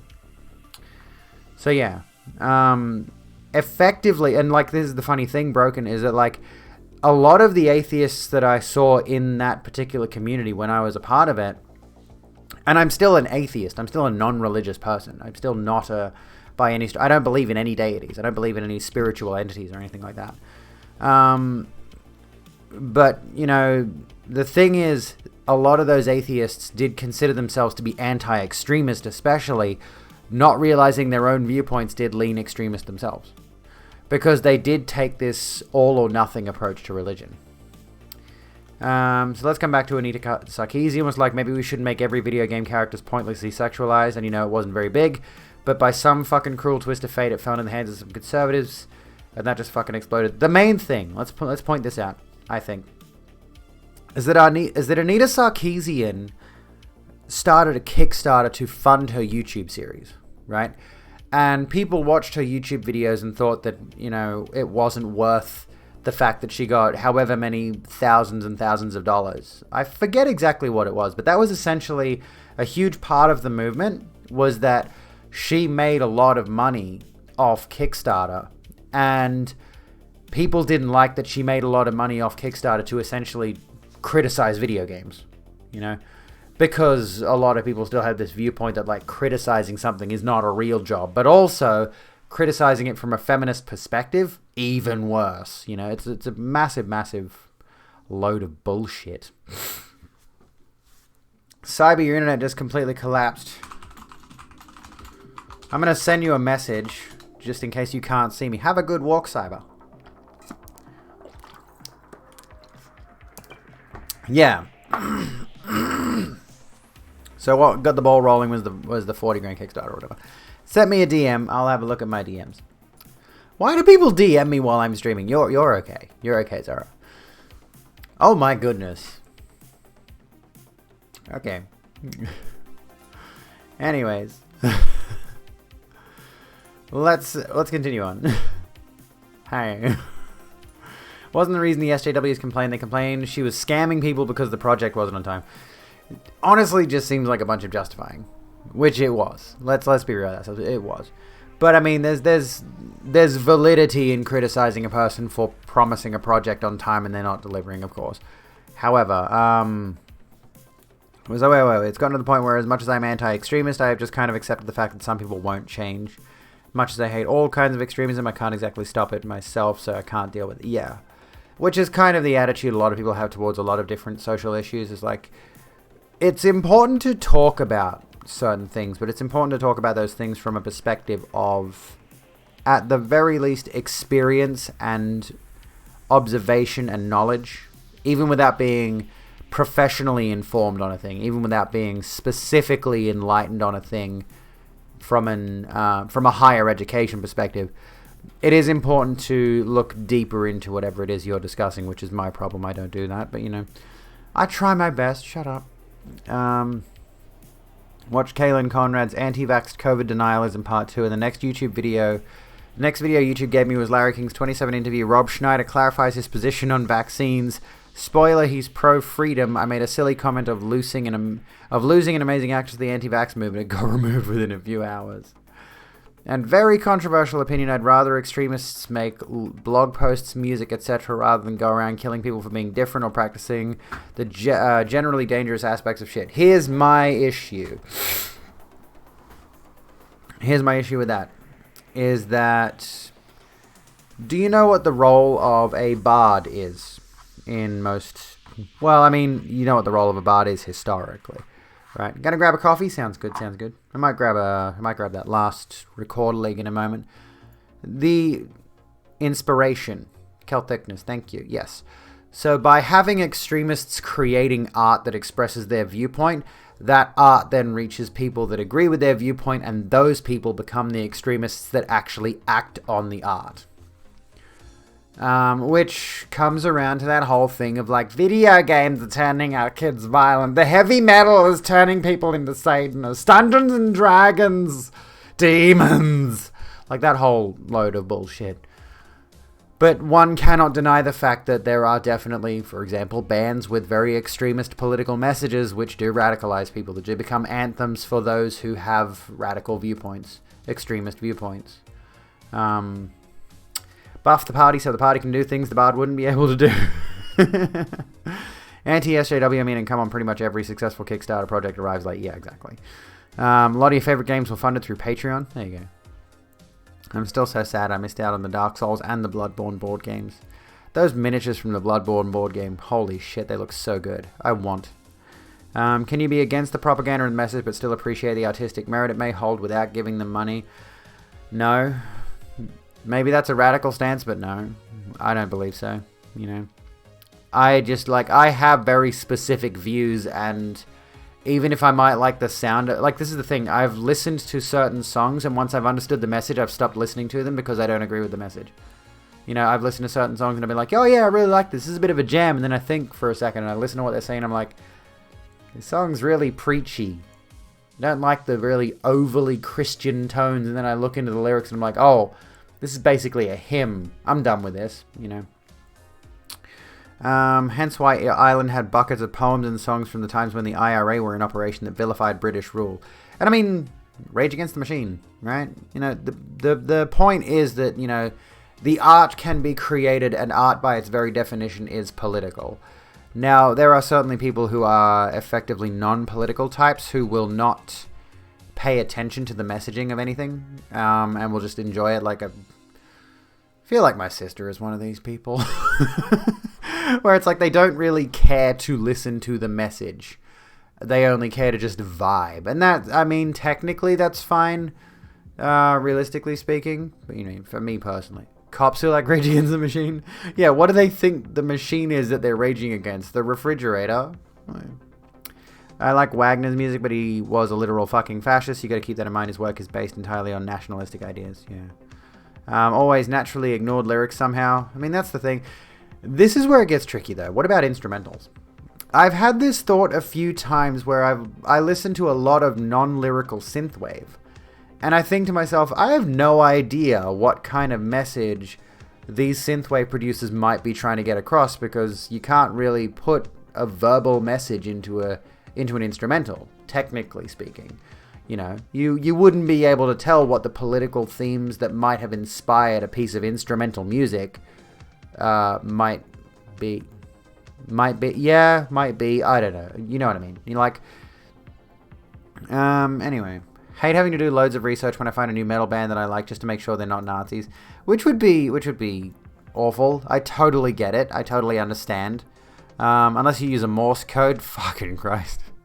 True. Like, that could be a thing. That is the thing. That could be a thing. There is a song I have in my Synthwave playlist by a band or by a musician or whatever called Fuck Off. And the fuck has 3 Ks in it. It says Fuckkkk off. And every time I see that song, I'm just like, are you a Nazi or is that just a stylistic choice? Are you one of them white supremacist types, or are you is that just the way you've written your name? Anyway.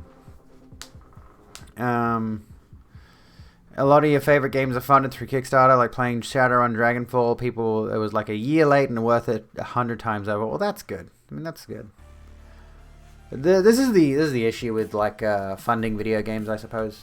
I mean, I'm also a poor person who can't afford to fund video games, but you know, if I feel like I would have been pretty pissed off if I was one of those people that originally supported No Man's Sky, for example. Anyway. Synthwave, it's all pink and blue and purple trans by hypno music.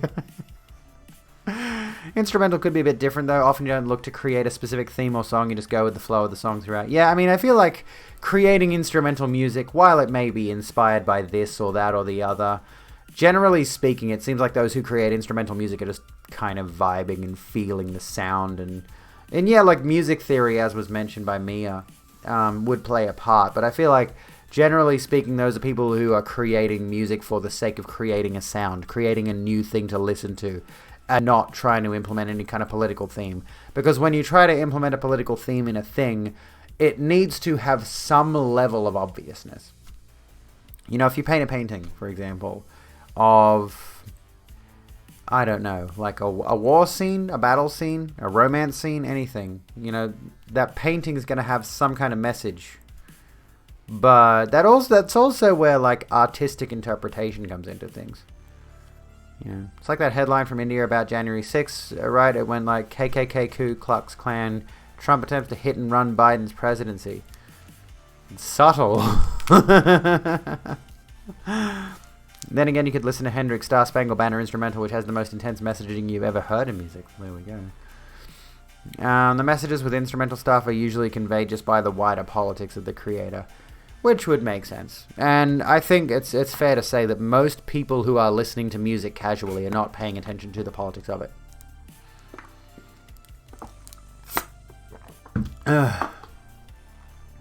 Like, there are bands out there that create entire albums based around the Lord of the Rings, for God's sake. Like, the messaging in whatever music you decide to create can be anything. You don't find me that you're way poorer than you are after bills you left with like $60 a month. Oh, God, that hurts. That stings to read. Do see why it's better they exist, though. This is another thing with regards to funding certain games through Kickstarter and the like, is that Kickstarting games allows an audience to be founded, it allows an audience to support a project that's like a passion project rather than a corporate interest system seller game like Spider-Man, for example. You know, obviously, I don't think we're going to have a situation where a Kickstarter game raises $60 million to have a game created. But, you know, it still allows that game, whatever that passion project is, to exist based on the fact that the fan base might support it financially and then get it made. But anyway, can I just say there is a Lord of the Rings inspired death metal band with a trans lady singer called Feminazgul. That's fucking great. I'm going to look that up. That's awesome. Could I rattle off some of my favorite bands? That's what I don't think about my favorite bands. I don't really have any. That's the thing. I don't really... I mean, Rage Against the Machine would be one of them, but I only listen to a few of their songs. I like The Who, as in the Mongolian The Who. Which is another point to make. It's like, I don't really understand their lyrics because they're Mongolian. But I listen to them and I enjoy their music. In terms of let me just have a look here. In terms of synthwave, one of my favorites is Dynatron, Daniel Deluxe. I'm just going through here. Judge Bitch.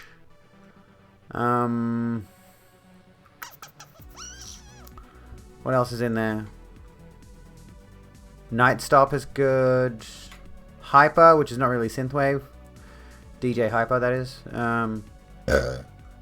Let me see. There's more in here. Let me find it. Just going through these. Dance with the Dead. Tokyo Rose. You know. Laserhawk is okay. I like a couple of their songs. I don't know if any of this sounds familiar. Let me know. I do like, in terms of like actual typical bands, I am rather a fan of the Foo Fighters, I suppose. I'm looking what else there is in here in my usual like lyrical playlist. Poets of the Fall, Grinspoon, Nine Inch Nails. Let me see. Trying to think what else. Serving major millennial vibes. I thought so. I still do like some Linkin Park. A little bit, not as much as I used to. There's a bit of Metallica in here, but I'm not like huge on them. I like Strangeleder, but they don't have enough music. Strangeleder, get back to making music. You're a good band. Fuck. Anyway, where are we? You're a baby metal fan and you get your genres confused. Okay. Looked up the lyrics of The Who, and as far as I remember, they're extremely nationalistic, which wouldn't shock me, honestly. Nationalism in places like that is very different, though. There was the whole Genghis Khan song. That's worth pointing out.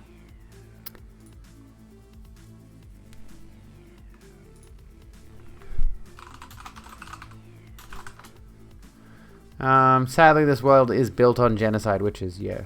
You have coffee, good stuff. We're talking about music at the moment. We're talking about, like, what... But yeah, Genghis Khan was not the nicest of people, yeah. Not really big on most metal. When people scream like that, all their voices sound the same to me. I agree. I'm not a fan of, like, any kind of screamy kind of music, generally speaking. I do like the Mongolian throat singing because it does sound unique and it has a certain semblance of power to it. Let me come back up a second. There's one thing that I hate is that leftists don't have as much good historical music as conservatives. Did Buddy Guy invent music screaming? I'm not sure. Have I ever heard Black Dresses? I've heard of them. I've never listened to them.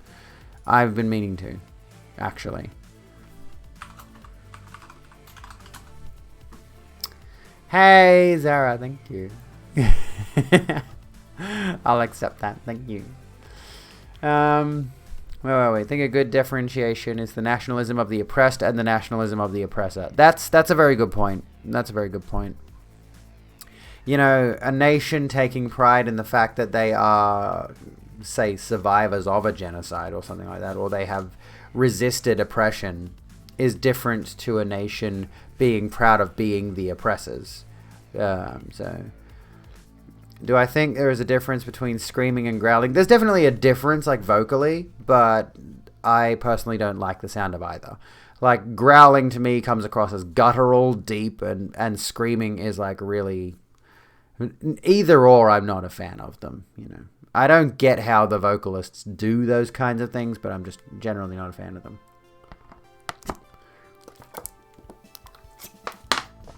Do all trans people like hyperpop? I've never heard of hyperpop. Or I never heard hyperpop, rather. Two trans girls that make absolute bangers, but it's really brutal and glitchy vibes. Okay. James Brown was a mainstream screamer also. Well, that's true. It depends on what you define screaming as. You know, I don't like the idea of... If I wanted to hear screaming, I'd call my mother. Fuck. That's awful. If, what was I going to say? Like, there's a difference between, like, you can incorporate screaming into a song while the rest of, like, Given Up by Linkin Park is a good example of using screaming in a song where it's not like a whole drawn out monotonous thing throughout the entire duration of the song.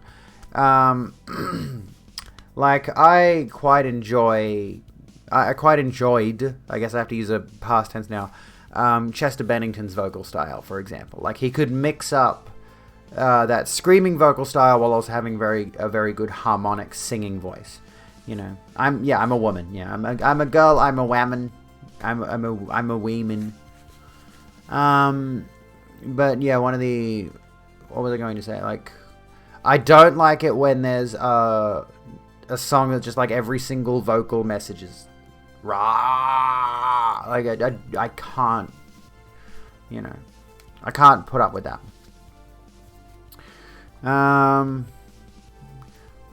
It's what I'm gonna remove that timeout. Oh, unban. Was there a ban? Anyway, I'm gonna remove that timeout. I'm just going to, let's leave the whole boy turned girl thing. I'll issue a warning on that. It's worth noting, a warning is just deleting a message is not a warning. Okay, tell who your moderators, tell who you're timing out, or tell who you're deleting a message of what the reason is. Mods, that's your job. Anyway, because I don't see that message as necessarily bannable. It's not really, or not timeoutable. You can correct them. And Grimes is non-binary and an ex-Montreal gutter punk, and I really like their music. Oh, I didn't know that. Sadly, the two types of nationalism flow into each other. A prime example is mid-19th century German nationalism that started as all Germans should be united into a single state. Oh, I missed it then. Oh, I see. Sorry. Chat's moving too fast. God damn it. I'm sorry. But still, anyway. Let's see if they come back. Whatever. If they do it again. Be polite. It's worth being polite. To the person typing in chat, I mean, not to you, Necro. Where were we? All Germans should be united into a single state and soon turned into Poles have no right to exist. That's a fair point. That is a fair point to make. It comes back to that whole thing of no tolerance for intolerance. Like, you cannot tolerate intolerance, technically speaking, because that leads to fascistic rule, just general, like on a broad scale, that leads to fascism rising up, right? Because the idea becomes, what was I going to say? Fuck. There was a point I was getting to here. It's like, you might have a good message among, say, a revolutionary national group of the oppressed, right? But that, I've got a point here in my head and I'm trying to get it across. Hello, Goat. You like my eyeliner? I'm pretty happy with it. It turned out okay. How you doing, Goat? What's going on? Let me get my thoughts together here about the nationalism thing. Like, there's definitely a case to be made for nationalism among those who are oppressed.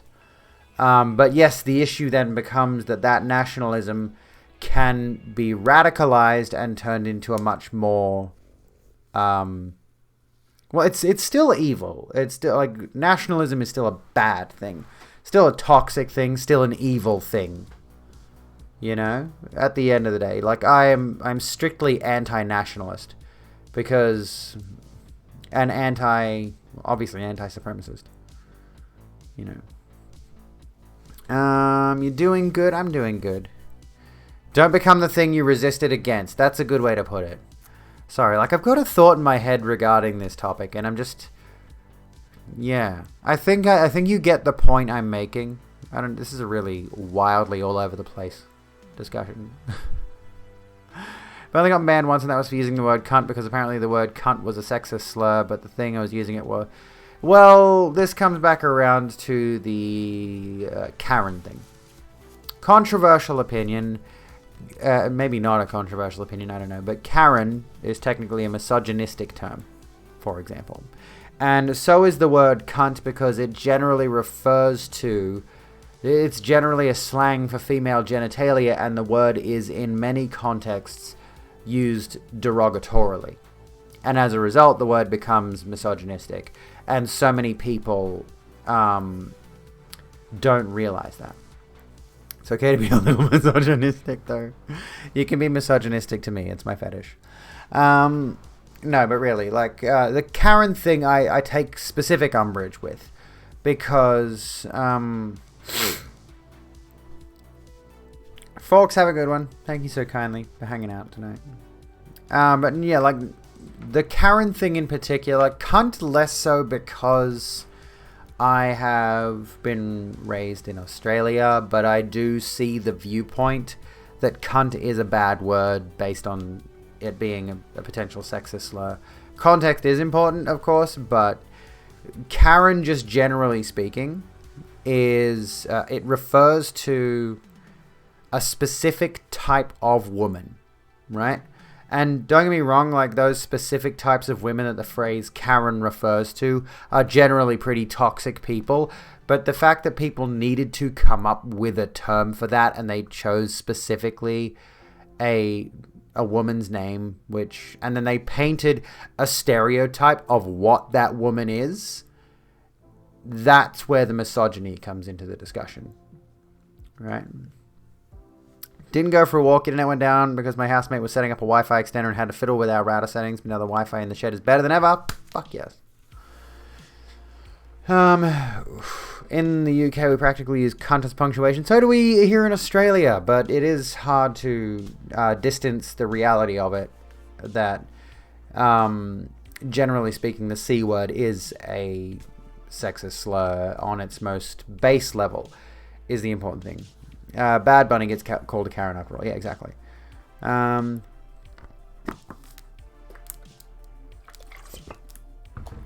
that's the problem. That's the problem. You can send me a whisper with a link if you want, Broken. Yeah. Don't like attacking women / femme people, stereotyping them. Yeah. Yeah. And like the main issue that I have with the Karen thing is the fact that there is this. Please tell you being paranoid and pancreatitis is curable. I am not a medical professional, so I'm not going to offer any medical advice. It's different as well depending on the society. Like in Sweden, you would never say the C word. We don't even write it out yet. Exactly. Certain places have a real big issue with that word. And yeah, at least in English, it is pretty much the worst swear word we have other than slurs, for example. I'd say those are a bit worse. Because, I can say the word cunt like nothing else. But you'd never catch me dead saying a racial slur. No way in hell. There was a point I was going to make. The thing about the Karen thing. One of the specific points that I want to make about why the phrase Karen is inherently sexist, inherently misogynistic, is the fact that there is even a discussion at all about what do we use as a word for a male Karen. Right? So many people have taken to this idea that Karen can be either gender neutral, doesn't matter, which is obviously false because it's almost universally used. It's like, here's the thing. Karen is universally used to attack certain types of women. And then if there is a man that fits the description, he's a male Karen. Right? And then there's that extension of that where it's like, what do you call a male Karen? A Kevin? Or whatever else. Like, and that never has a conclusion, but people have universally decided and agreed upon Karen as a slur for a woman who is behaving a certain type of way. Right? And we get it, that specific stereotype is a pretty toxic kind of person, but it is still a strictly misogynistic term. Anyway.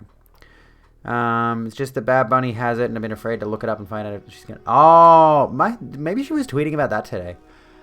I swear she mentioned something on Twitter, and people were, like, freaking out or offering support and all that. Like, she posted something about, thank you for all of the support, yada, yada, yada. It might be curable, I think. I don't know. Hello, Phoebe. How you going? I feel like an insult becomes not misogynistic when it's used to refer to both men and women, especially since the woman that banned me used the word bitch a lot, and the word bitch is pretty much only used as an insult for women, but cunt, which is mostly gender neutral, is somehow a slur. It's a weird thing. Like, the circumstances surrounding, like, how do we define this word or that word? Is it sexist? Is it not? Does it refer to a certain stereotype? Does it not? What are the cultural implications of a certain word? What are the intentions behind the use of a certain word? And what does, let's say for example, dude. If someone comes up to me and says, are you a dude? I do get upset with that. Like if it's someone who I'm not familiar with in chat or in person or whatever, and they say to me, are you a dude? I know immediately they're asking me the question, am I a man? Right? And that becomes insensitive. You are now an engaged woman. Congratulations, Phoebe. Fuck yes. Can we get some of this in chat? No. Can we get some of this in tap?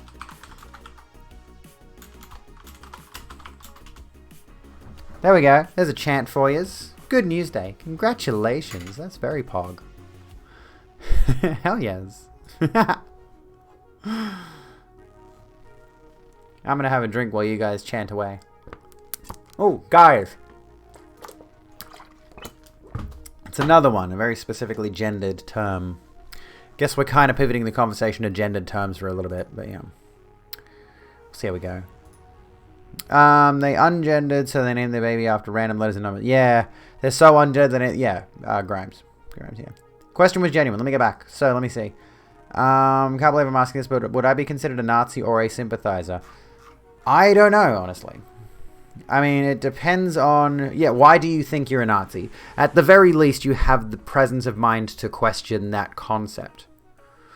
You know, who needs rings? Just buy each other swords. There it is. Sword lesbian time. Because the music thing. Instead of just saying... Yeah, instead of saying guys try being inclusive and saying biological women... Yeah, it's weird that, like, Elon is... Are they still together, Elon and Grimes? But, yeah, he's full-on in anti-pronouns. Like, he's wild. It's not a real sword. It's a replica of Ciri's sword from The Witcher 3. Grimes, our baby has no gender. Elon, 2 seconds later on Twitter, I'm so happy for my baby man. Yeah, exactly. Kind of a deal breaker. But I don't know. I feel like guys and dude are okay, but man isn't. And that depends on, like, your own personal experience. I am okay with my friends referring to me as dude. And, like, if there's a group of us together and they say you guys, I'm okay with that. And I mean, even, like, even if someone would be like, yo, check out this video game, man. Like, I'm not bad with that. But when people who are unfamiliar with me come up to me and will, you know, like, especially in chat, especially in stream, I'm gonna fiddle with this a bit because I don't like... Something is wrong with the lighting tonight. I don't know what it is. Something is wrong with the lighting. What the hell's wrong with my lighting? Am I delusional? I feel like I'm delusional. I'm looking at my lighting and I don't know what the fuck's wrong with it. Something's wrong with it. There's not a lot of blue, but the blue filter is on. Can this be opposed with sword? It can be, if you want. What is wrong with it? I don't get it. I think something's wrong with, like, the color filter on my camera. Hang on. Hi, Day, by the way. You use dude in everyday speech. Like, so do I, generally. That's chroma key. There's my color correction turned off. What the hell's wrong? I might need to fiddle with it. It just looks desaturated for some reason. Also, the solo glove. What's the deal here? Here's a pose with sword for you. So.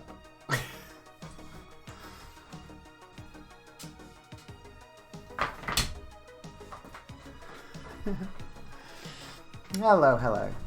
I realize I look a bit androgynous tonight while we're having this discussion about, like, gender terminology. You know, I embrace my androgyny. As a great woman once said, I'm not non-binary, but I'm not the most binary person that's ever lived. What about mate? Mate's a weird one for me personally. Because growing up, the only time I ever heard mate was from men. So I associated the term mate with masculinity. And oddly enough, I really disliked the term mate growing up because of that association with masculinity. Talk about, like, hints towards my gender when I was a kid, right? Yeah, only time I ever heard it was from men to men. Exactly. So the term mate, and later in life I've met plenty of women who use the term mate. So it's like, I realize it's not exactly specifically masculine, but generally speaking, yeah. It's weird. Mate and champ, I can't, yeah. I've generally used mate as a jab. Like, I don't use it as a legitimate thing. Anyway, it's 10 o'clock. I need to take a quick pee break. So let's come back in just a moment's time. I'm going to take my one glove off because I wash my hands because I'm a hygienic person. What about love? That sounds condescending, honestly. Break time, though. I'll be back in a minute. I'm going to grab my record leg and we'll be back to talk more about gendered terms because this is a fun conversation. We'll be back in just a minute, folks. Don't go away.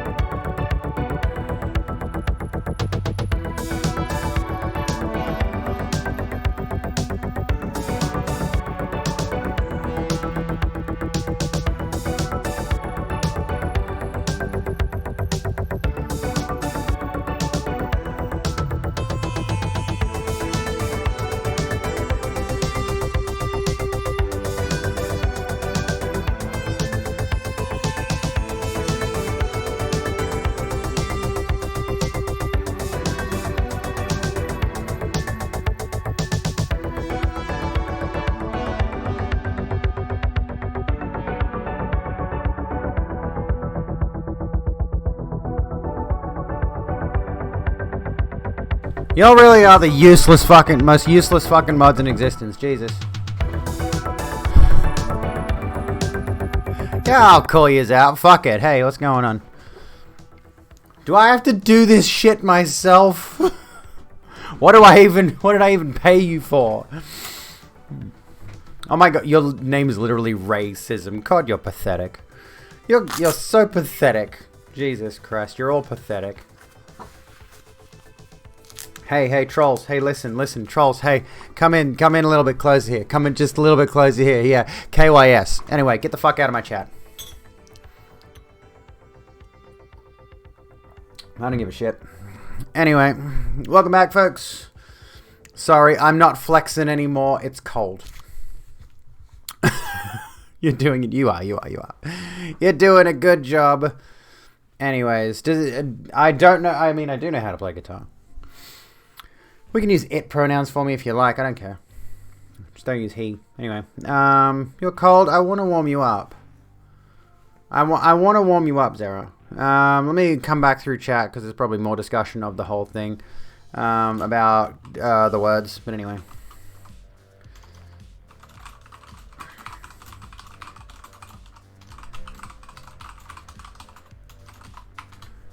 Oh, fuck.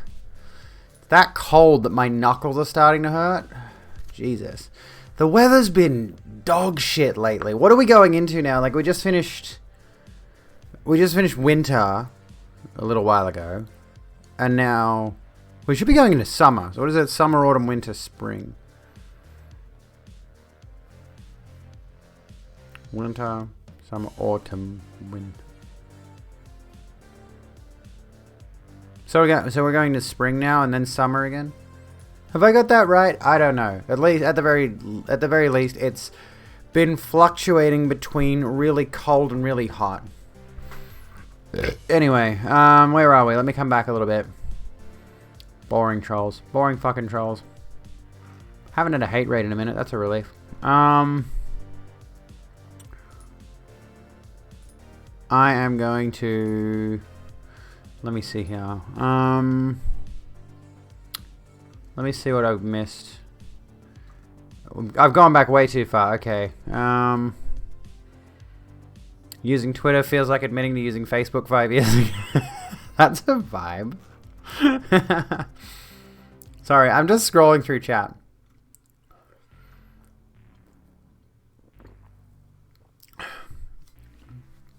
Okay, ultimately I believe in self-ID, but I do think a person who lives their entire life inside the comfort of cis-normativity and then goes on to gesture about gender isn't even real and they're technically NB is like the kiddie league of transness. Like, if you don't change your pronouns from your birth ones or dress differently than how you're supposed, and you don't do anything that expresses any sense of being more than the role you say you're not, it's not worth that much to me. I see. Don't know how you feel about, at the moment, about... The Rogue Room appreciates your recommendation. Don't know how you feel about words like dude, bro, guys, etc. helped. I've identified as NB for a long time. Where did I read help from? But until recently, preferred they, them, but would also accept he, him. Started questioning how much of that is just me bending over to appease others.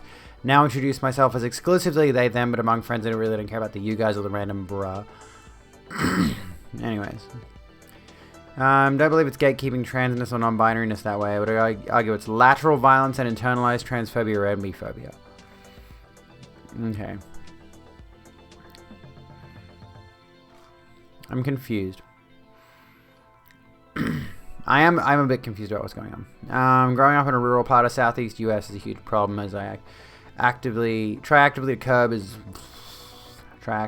automatically finding myself saying sir and ma'am. Yeah, that's understandable.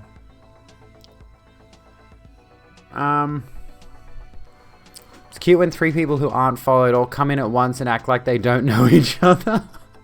Yeah, how convenient is that, right?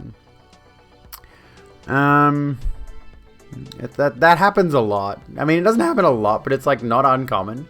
So summer, autumn, winter, spring. So we're going into spring now, are we? When is spring in Australia? What month specifically? Doesn't summer begin in December and go through to February? So like, is it not football team? Australian women's national soccer team? No.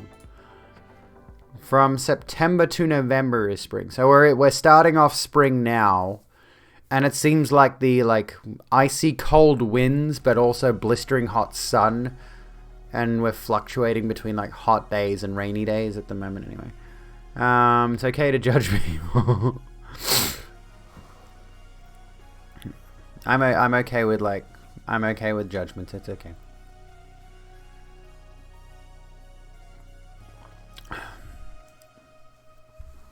Anyway, I have heard of Isaac Dumb Butterfuck Field. Yes, I have.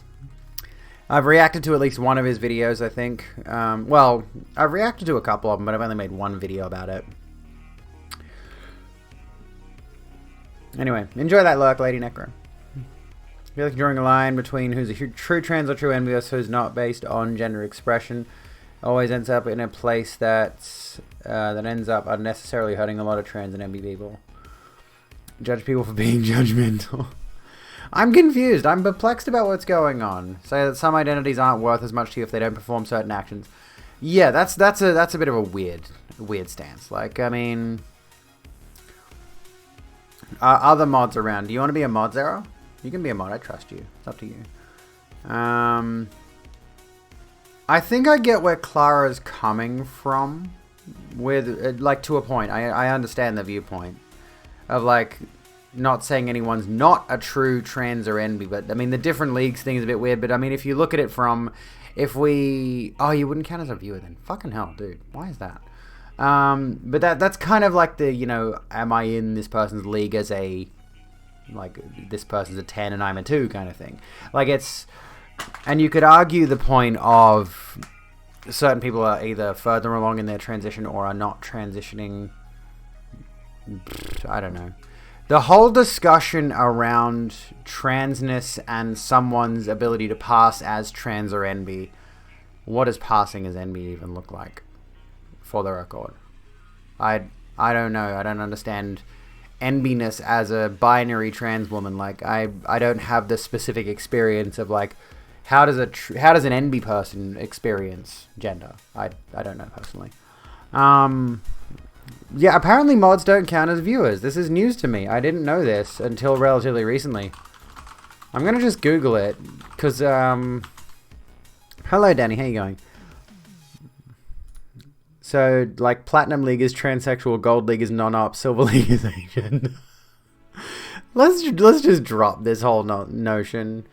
Yeah, there's different types of trans people, but none are above or below others, and you can't rank them. Yes, that's a good way to look at it. It's there are numerous different trans people. No two trans people are going to be the same. No two trans people are going to present the same. And we shouldn't try to rank them. Anyway, fuck racism. That's a good point. What the fuck is passing as envy? Yeah, exactly.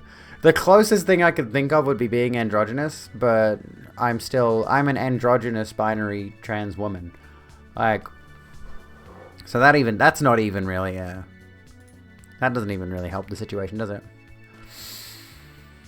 Only thing I would say is that there are different types of severities of dysphoria, but I wouldn't use that against anybody. Exactly, yeah, I wouldn't do that. For example, trying to think. Oh, we can do another hype train if anyone's keen. I'm beautiful. Thank you, Z-Jack. I'm also very cold. I need to warm up. A non-binary person is not cis and is therefore trans. However, an NB, for example, can express their gender in their own way and can choose whether they refer to themselves as trans or not. Yeah, I've heard of a few NB people who don't hate the term trans, but they don't identify with the term trans. Even though it's technically accurate, but it's kind of like the cis thing. Vast majority of people in society are cisgender, but they're not going to refer to the label. They're not going to refer to themselves by the label of cis. Anyway. Dorian Electra is pretty amazing. They're non-binary and do an exploration of gender and such. Draco, you're killing it. Fucking badass you are. On this subject, you still feel weird calling yourself trans. As someone who's gender fluid, I count as trans. I'm under the NB and trans umbrellas, but most people would hear me say I'm trans and assume I'm going to go on HRT to transition from male to female. That's an important distinction to make. A lot of people out there look at transness as strictly binary transition, and thus HRT and surgeries. They don't consider gender fluid people. They don't consider agender people. They don't consider non-binary people who are not on HRT, not going through surgical intervention or any of those things. So that's an important thing to note. Excuse me. What the fuck is that name? Oh, you know what it is. If we were really changing. Excuse me, had to sniffle a little bit. We're really changing and expanding the connotation of trans. Like we are. You're gonna go broken. Have a good one. Yeah, like the definition of what is trans nowadays is kind of. I mean, transness used to be a lot more gatekept a while back, from what I have been told. Like, from what I've been told by people who've lived through the era when transsexual was the preferred phrase, right? It was a lot more specifically gatekept. Like, in order to be a true transsexual, you had to have been on HRT, you had to have had surgeries, you had to pass. And I think a significant portion of that was based on the fact that trans people were not accepted at all, and as a result they had to pass and blend in to avoid transphobic violence. Like, trans pride was still a thing, but trans people hid for their own safety, you know. Yay for trans, all for trans rights. Yes, exactly. Mods may be banned. Yeah, that's a good call. Thank you, Necro. You'd get arrested? Really? Fuck. Technically trans and take hormonal medications, but the process isn't the same for me as a parasex trans person? Oh, like not intersex. That's interesting. Yeah, we got silly trolls out tonight. I mean, it's a bit refreshing to come back from the hate raids to just get regular boring trolls. Yeah, you feel weird calling yourself trans because you're intersex. It's important to note, actually. Let's clarify. Cyber. You were assigned a gender at birth, right? You were assigned either boy or girl, I'm assuming. And if you are, like, it's important to note that, like, intersex is the biological sex factor of things. Like, you can be an intersex trans person because most, I dare say, the significant majority of intersex kids are still assigned one of the two binary genders of male or female, right? So, as a result, if you were assigned, even if you're intersex, but you were assigned male at birth, for example, and you transition to female, you're still a transgender person. So the label still applies, but being intersex doesn't, is not something that, you know, sort of, it's confusing in some ways. Cis people also had a lot more room to gatekeep femininity and masculinity back then. Nowadays, we actually talk about this and realize you're not masc or femme for XYZ you're doing, wearing, etc. Never explicitly, but definitely implicitly. Didn't identify with the term trans till like the last 1 to 2 years. It was very much into the idea of gender abolition when I was younger, and honestly had a number of what I can now identify as ideas bordering on transphobia. I'm with you there. I'm definitely one of those people who like leaned into transphobia about 7 to 8, 9 years ago. Maybe even more recently than that. But as time has gone on... Yarrow, thank you for gifting a sub to Broken Soul. As time has gone on, you legend, you. Thank you. I've begun to realize how silly those ideas were. And these kids are having an identity crisis and are lashing out at trans people. They may well be. And we shouldn't disparage anyone who is going through like a period of internalized transphobia who comes out the other side being trans themselves. But in the moment, they're stupid little cunts, so fuck them. Anyway. Stonewall stuff also happened because of that law about clothes of your assigned sex at birth. That's really ridiculous. Holy shit. Before Stonewall and the gay rights movement, it was illegal to wear an article of the opposite gender's clothing. My electrolysis lady is a super old lesbian and tells me stories about her friends in prison who got arrested for being dykey. That's so wild. That is so wild. Stonewall stuff also... Oh, I mentioned that one. Hated that many governments still require trans and or NB people go through SRS before their gender markers can be legally changed. Kind of wild that I was able to actually get mine changed. I'm legally female. My gender marker is female. I don't know what that means in the grand scheme of things, but Yeah, I know, these people really be hating trains. Have y'all never been on a train? It's so relaxing. Yo, trains are cool as fuck. You were assigned a gender because doctors ignored that I was obviously intersex and the gender doesn't match my real gender, so I'm technically trans, yes, and I call myself that. But I don't identify with it fully because my transitional process is significantly different. That's understandable. It's understandable. Quoting Brené Brown from memory, we judge people in areas where we feel most vulnerable to shame, and we always pick people who are doing worse than us.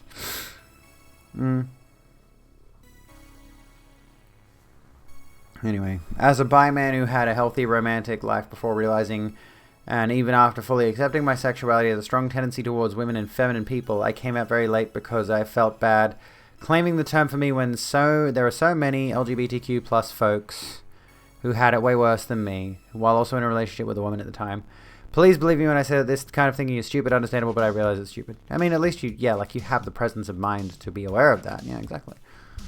We need more trains. We do. We need more trains. Trains are relaxing not with two massive luggages and the police arresting you to look in. Well, I mean, true. Fair. Wood train track sets are the most powerful of childhood toys? You're not wrong. You're not wrong. For example, my body doesn't produce hormones properly and I'd have to be on hormonal medication no matter what gender I was or what my certificate says. I'm only trans because the hormones I chose to take don't match some of my bodily features but do match others. But I'd be effectively transitioning either way, the only difference is the paperwork. In Denmark, there is a 6 months lag period to change your legal gender, but there are no other requirements to changing your legal gender. Set up a train set? I could. My mum did that recently, in her house, before she moved out of her most recent place. She actually had a full model train set going. It was pretty cool. Being on a train sucks, even the inside. I mean, it depends on the train. If you've been on a nice, smooth train ride, it's a bit different. But, I mean, oftentimes there are definitely uncomfortable seats on those bloody things.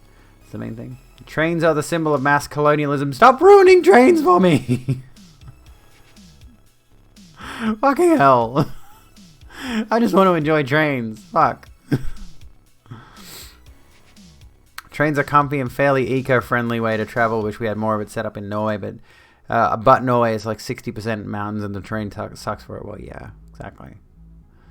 Trains are good for rich people. That's fair. They're an efficient form of transportation, but that's not the fault of trains, I suppose. Trains, right? Gay and trans people in Canada are not less legitimately gay and trans than gay and trans people in Russia. True. The main issue is, of course, the fact that in more transphobic countries, or gayphobic, I went to say gayphobic, in more trans and homophobic countries, those people are much less likely to be out or much less likely to be comfortable with expressing themselves, of course, because of the fact that they might get into serious trouble for it.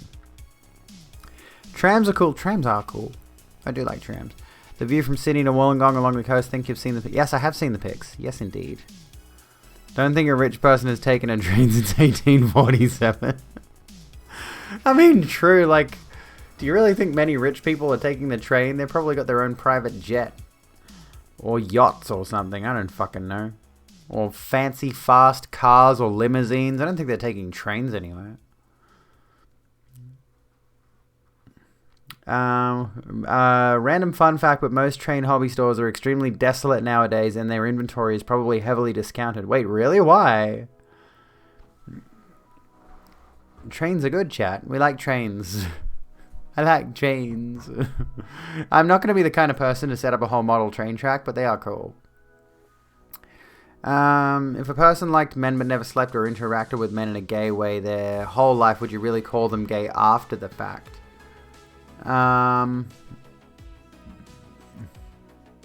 Person never slept or interacted with. Would you really call them gay after the fact? I mean, that's why not. You've been hit by crossfire. Oh goodness. The U.S. had an official presidential train for official visits. The campaign track. I mean, yeah, that's true. That's true. Disused now. Air Force One has taken the job over. Anywhere I go and anywhere I go. Collateral damage. Pour a monster on my tombstone. Will do. Sugar free or just like a green monster? Regular one? What do you want?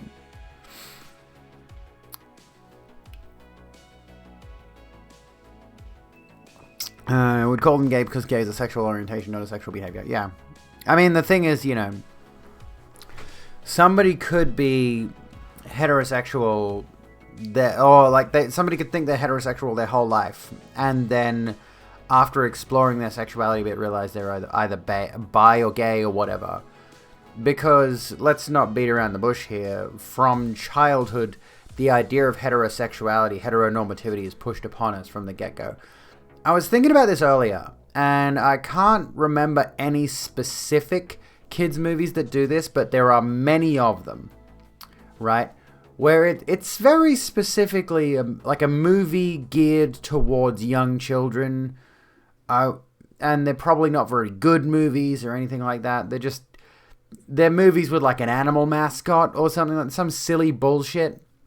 And for some inexplicable reason, this movie genre, I suppose, that's geared towards kids below the age of 10 or whatever.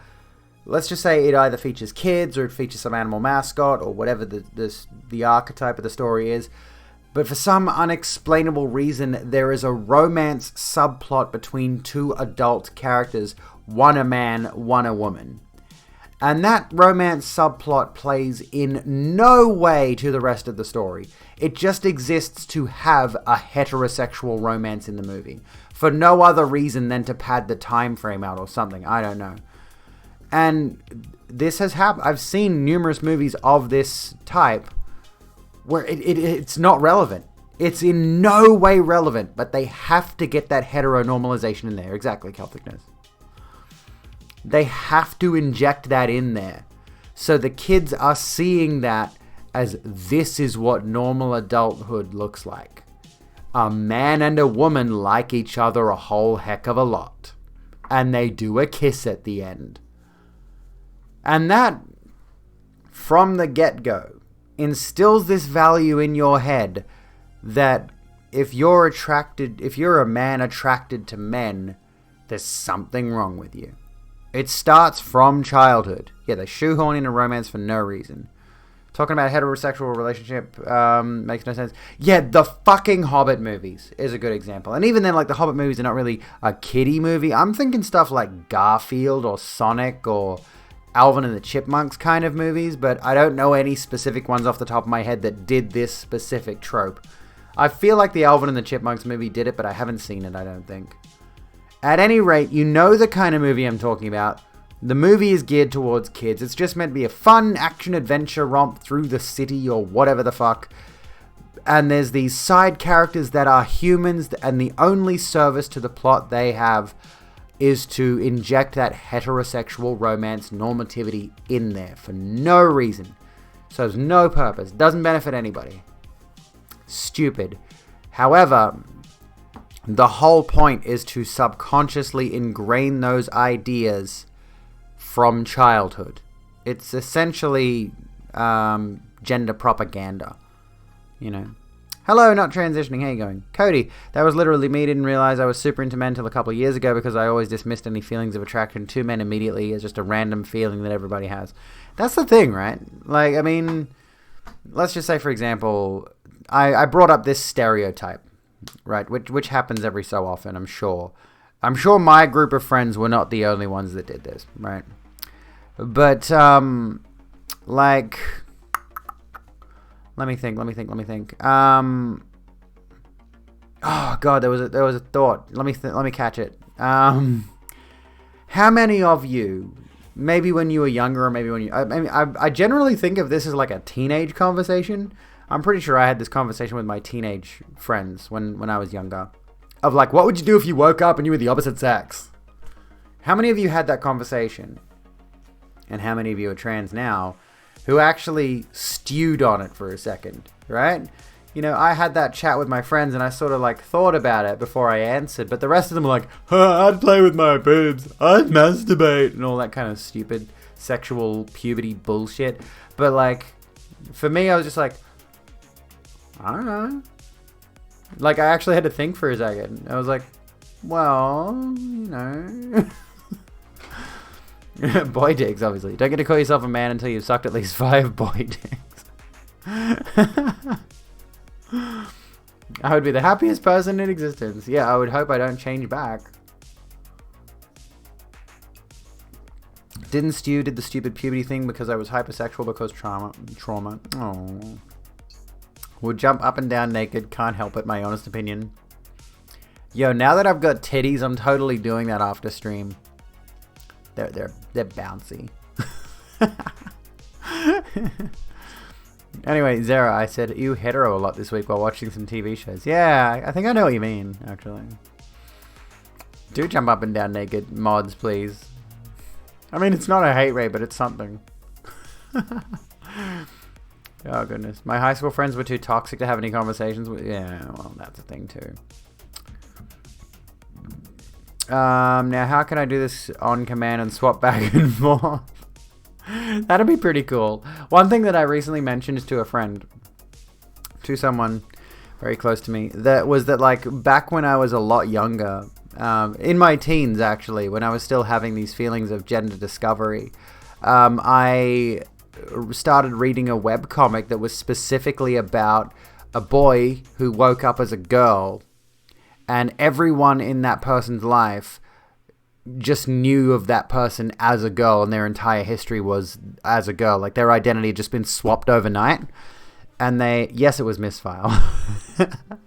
I didn't end up finishing it, but I got really into it for a bit there. And I was like, holy shit, I vibe with this for some reason. I really like this storyline. I have seen Your Name. I actually cried at that one. It was really sweet. Hello, Zenny. How you going? Had so many daydreams about that. Yeah, like I had numerous dreams of like going, like waking up. And, I'd wake up as a girl, you know. And now I get to wake up as a girl every day. I'd never have to shave my face again. That'd be awesome. Pretty good. I'm pretty good. I got my recorder leg. I'm pretty good because I'm on my drinks. On my strawberry lime, gluten-free, vegan-friendly, low-sugar, premium Swedish cider. This is fucking badass. Can't say it was something we discussed. I definitely have some curiosity in the experience of femsexuality. More sustained orgasms and such sound pretty pog, but I haven't really felt a desire to transition. Get to wake up as a girl. Sometimes I get to wake up with a girl, too, if I'm lucky. Oh. Went from Berenstain to Berenstein. Yeah, like that's always a weird thing. That still blows my mind sometimes. More sustained orgasms.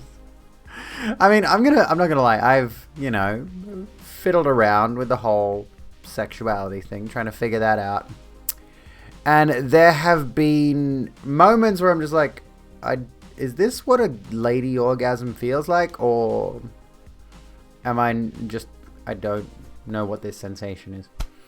Anyway, I'll do this one. Here we go. What are my thoughts on socialism? Socialism is fucking based. That's what socialism is. Hang on. I'm gonna expand on this.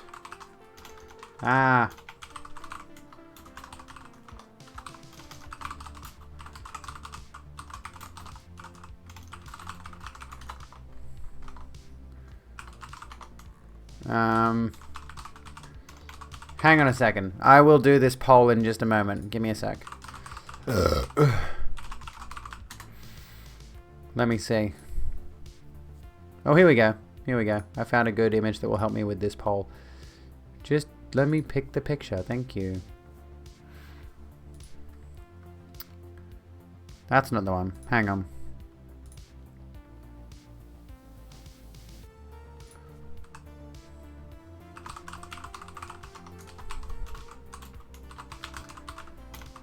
I can't spell because the alcohol is hitting me. Okay, strawberry, lime, pear, wild berry. Here we go. Here's a poll for you. I don't know if you're I don't know if you drink Record Leg or not, but Record Leg's fucking good.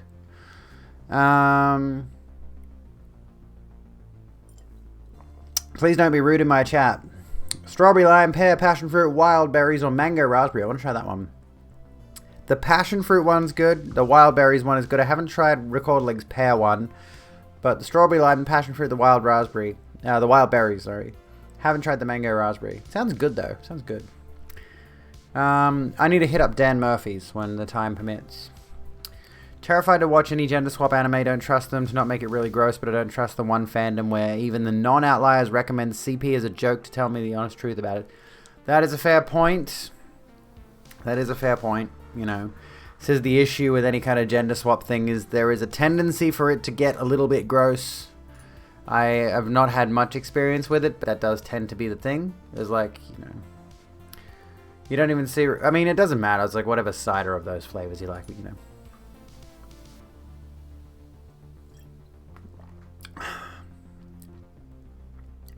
Anyway, my in-laws buy me Record League every time I go see them, and I feel bad because I don't drink that much. Aww. I mean, at least, I mean, how often do they see you? Good one, Draco.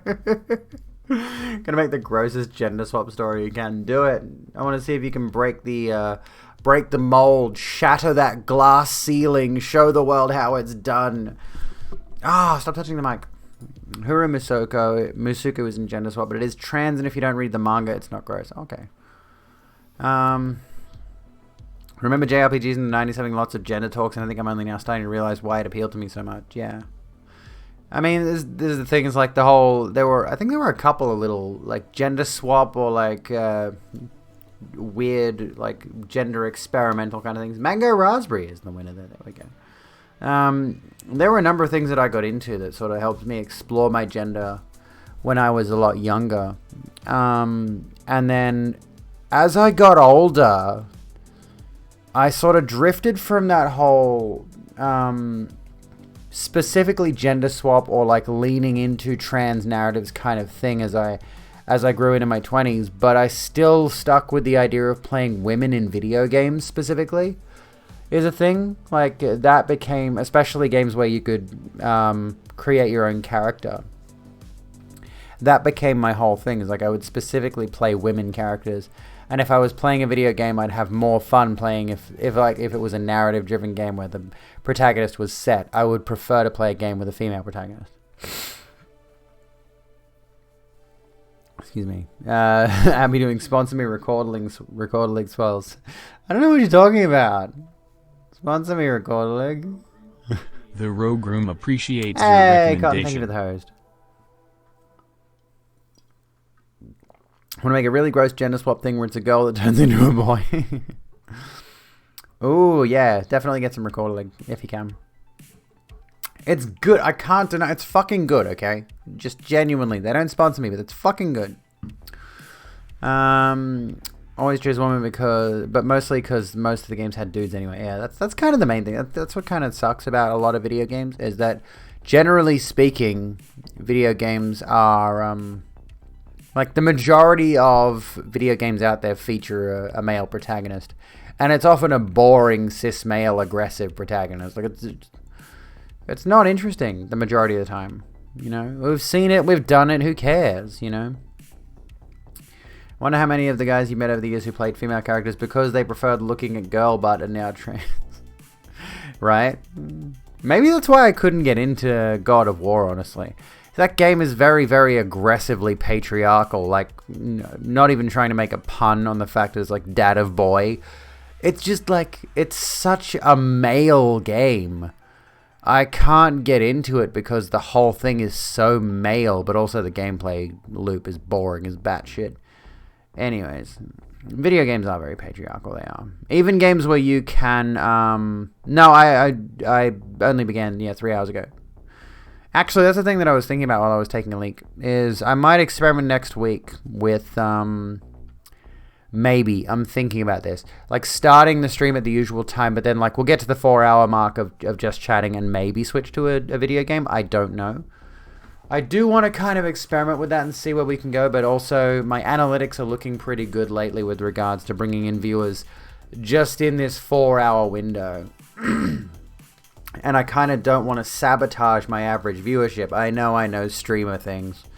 I kind of don't want to sabotage my average viewership with the Path to Partner achievement by then pivoting to like playing a video game and losing a bunch of viewers because I'm no longer streaming just chatting, which is my best category. You know, this is where all the good content is. It's kind of a shame that that's how it works, but at the same time it's understandable, I guess.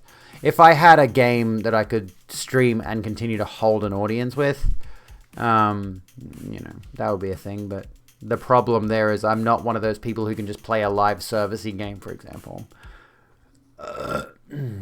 Spend hours designing female characters in video games, never doing boy characters because so many male default-only games. Exactly.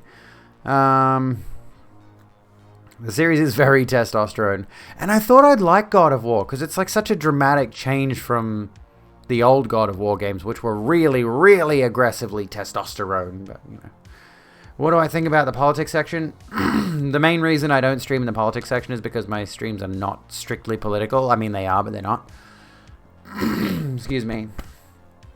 And I don't stream in there because it honestly has no viewers. There's barely anyone in there anytime.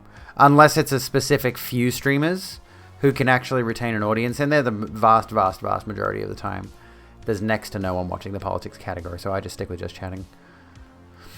I remember seeing something on Twitter that Ursula Le Guin said that was very similar to this. Neil Gaiman books have genders. I wonder if your evaluation of God of War as male is in line with that. I mean, all you really need to do is just play a bit of God of War, and you can tell how masculine that game is. Getting some cheesecake. How dare you, Sarah? Euro Truck Sim 2 with USB steering wheel. I mean, yeah, we could continue down the route of discussing what we normally discuss with Euro Truck Sim 2, I suppose. Yeah, on soon, whenever. We could either do it tomorrow or we could do Outer Wilds and then do it next week. I don't know. Let's see. I usually don't care how good your dialogue or our story is if the gameplay sucks. I miss when I could deal with that. Loved it back in the PS1 era when action games just kind of sucked. This is the issue, I find, is that... and I mean, don't get me wrong, like, for example, the From Software games generally have very good world building, very good lore and dialogue and all of that. But then there are other games that I really, really enjoy the gameplay of, like Devil May Cry, for example, to a point. But the story makes no fucking sense. The story is just like, okay, we're just having the story as a framing device so you can go kill demons. Otherwise, I'm just kind of like, I got no idea what's going on. You know, and that's kind of annoying, that disconnect, that ludonarrative dissonance. Is that what it is? No, that's about something else, sorry. Hello, Cajun, how you going? We need a stealth game with a lady. There was one. It didn't do very well. It was set during World War II and it sucked. But yeah, I agree. Bad Bunny doesn't stream in politics and she hates when Twitch used to force her in it. Yeah, I mean, that's the thing. Is like, I'm not a specifically politics streamer. I talk about a lot of things.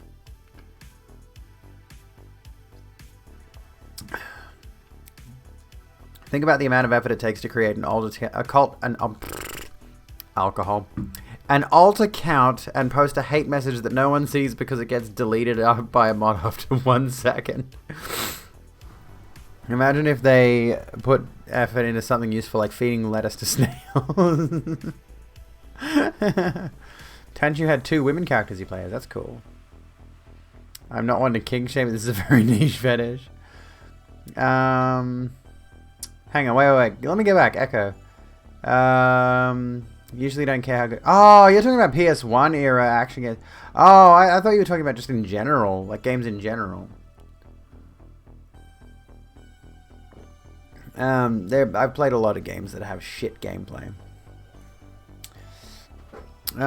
Freshly in from getting your Hunter's Mark. Oh, congrats, Erebus. I'm fucking envious. I want to get my tattoo, but I can't. Not allowed to. I mean, honestly, I'm surprised I haven't played Dishonored 2 yet. Don't you automatically time out accounts younger than X number of hours, days? There's a bot that does that, but I don't have it on my account. Anyway, what was I going to say? I'm not allowed because we're in lockdown here in New South Wales at the moment, so no tattoo parlors are open. Hopefully in the next few months we'll be opened up again when vaccine distribution is a lot higher, like a lot more people are vaxxed. But, yeah, you're welcome, by the way. as it stands right now, like I want to get my neck hunter's mark on my neck, and then my Dishonored tattoo, Mark of the Outsider, on this hand. But yeah, as I was going to say, like, I'm surprised I haven't played Dishonored 2 yet, given you can play as a female protagonist in that one. And I absolutely, like nothing else, adore Dishonored 1. It's a tremendous game. One of my favorites. Play a ton of great action games all the freaking time. PS1 era sucked for them because it was early 3D, which meant bad controls and bad camera. Well, true. Yeah. And PS1 had some bangers, but yeah, like it's still really awkward. Like Dishonored 2, the DLC for it is also interesting in that it has a black woman as a protagonist, which is not common at all. It's not, yeah. I'm also interested in Deathloop, which is by Arcane as well, the people who made Dishonored, so, you know. You tried Dishonored, stealth was too easy, combat was impossible, rage quit at your first forced battle. The first forced battle was in the prelude. Before the tutorial. After that, you don't have to fight anyone. That being said, what was I going to say? Like, that being said, I'm thinking for a second. Somebody made the point recently that there are a number of people who criticize Dishonored for punishing you for taking the combat route, right? As in the high chaos route, which leads to generally more enemies and a more dangerous environment throughout the game. Which I think is a stupid criticism of the game itself, because the game is effectively rewarding you for taking the violent approach. In the sense that you've proven on this particular playthrough you want to be violent, you want to kill things, and so the game throws more enemies at you and throws more dangerous environments at you. So you would think, just generally speaking, the game is listening to what you're doing and learning from it. Right? So that's my interpretation of it as well. Is like, if you play a stealth run, the game accommodates that by making the levels more effective for stealth as you're playing through it. You know. Imagine not ghosting Dishonored. I want to go back and do a full 100% trophy run, 100% achievement run on Steam for Dishonored, and then load up Dishonored 2 on my PS4, because I've still got it there. You can see my Corvo Attano mask up there. In the box, that's what that is behind Deathwing, is the Dishonored 2 Special Edition, which I've opened up and I've seen like all the stuff inside of it, but I've never actually played the fucking thing. I've had it there for years. The game is still in there. I don't know, like, why? Why did I do that? I've never played it. I opened it up not to like, what did I do that for? Greetings, fellow bottoms. Hello. $500. It's not $500. It was pretty cheap.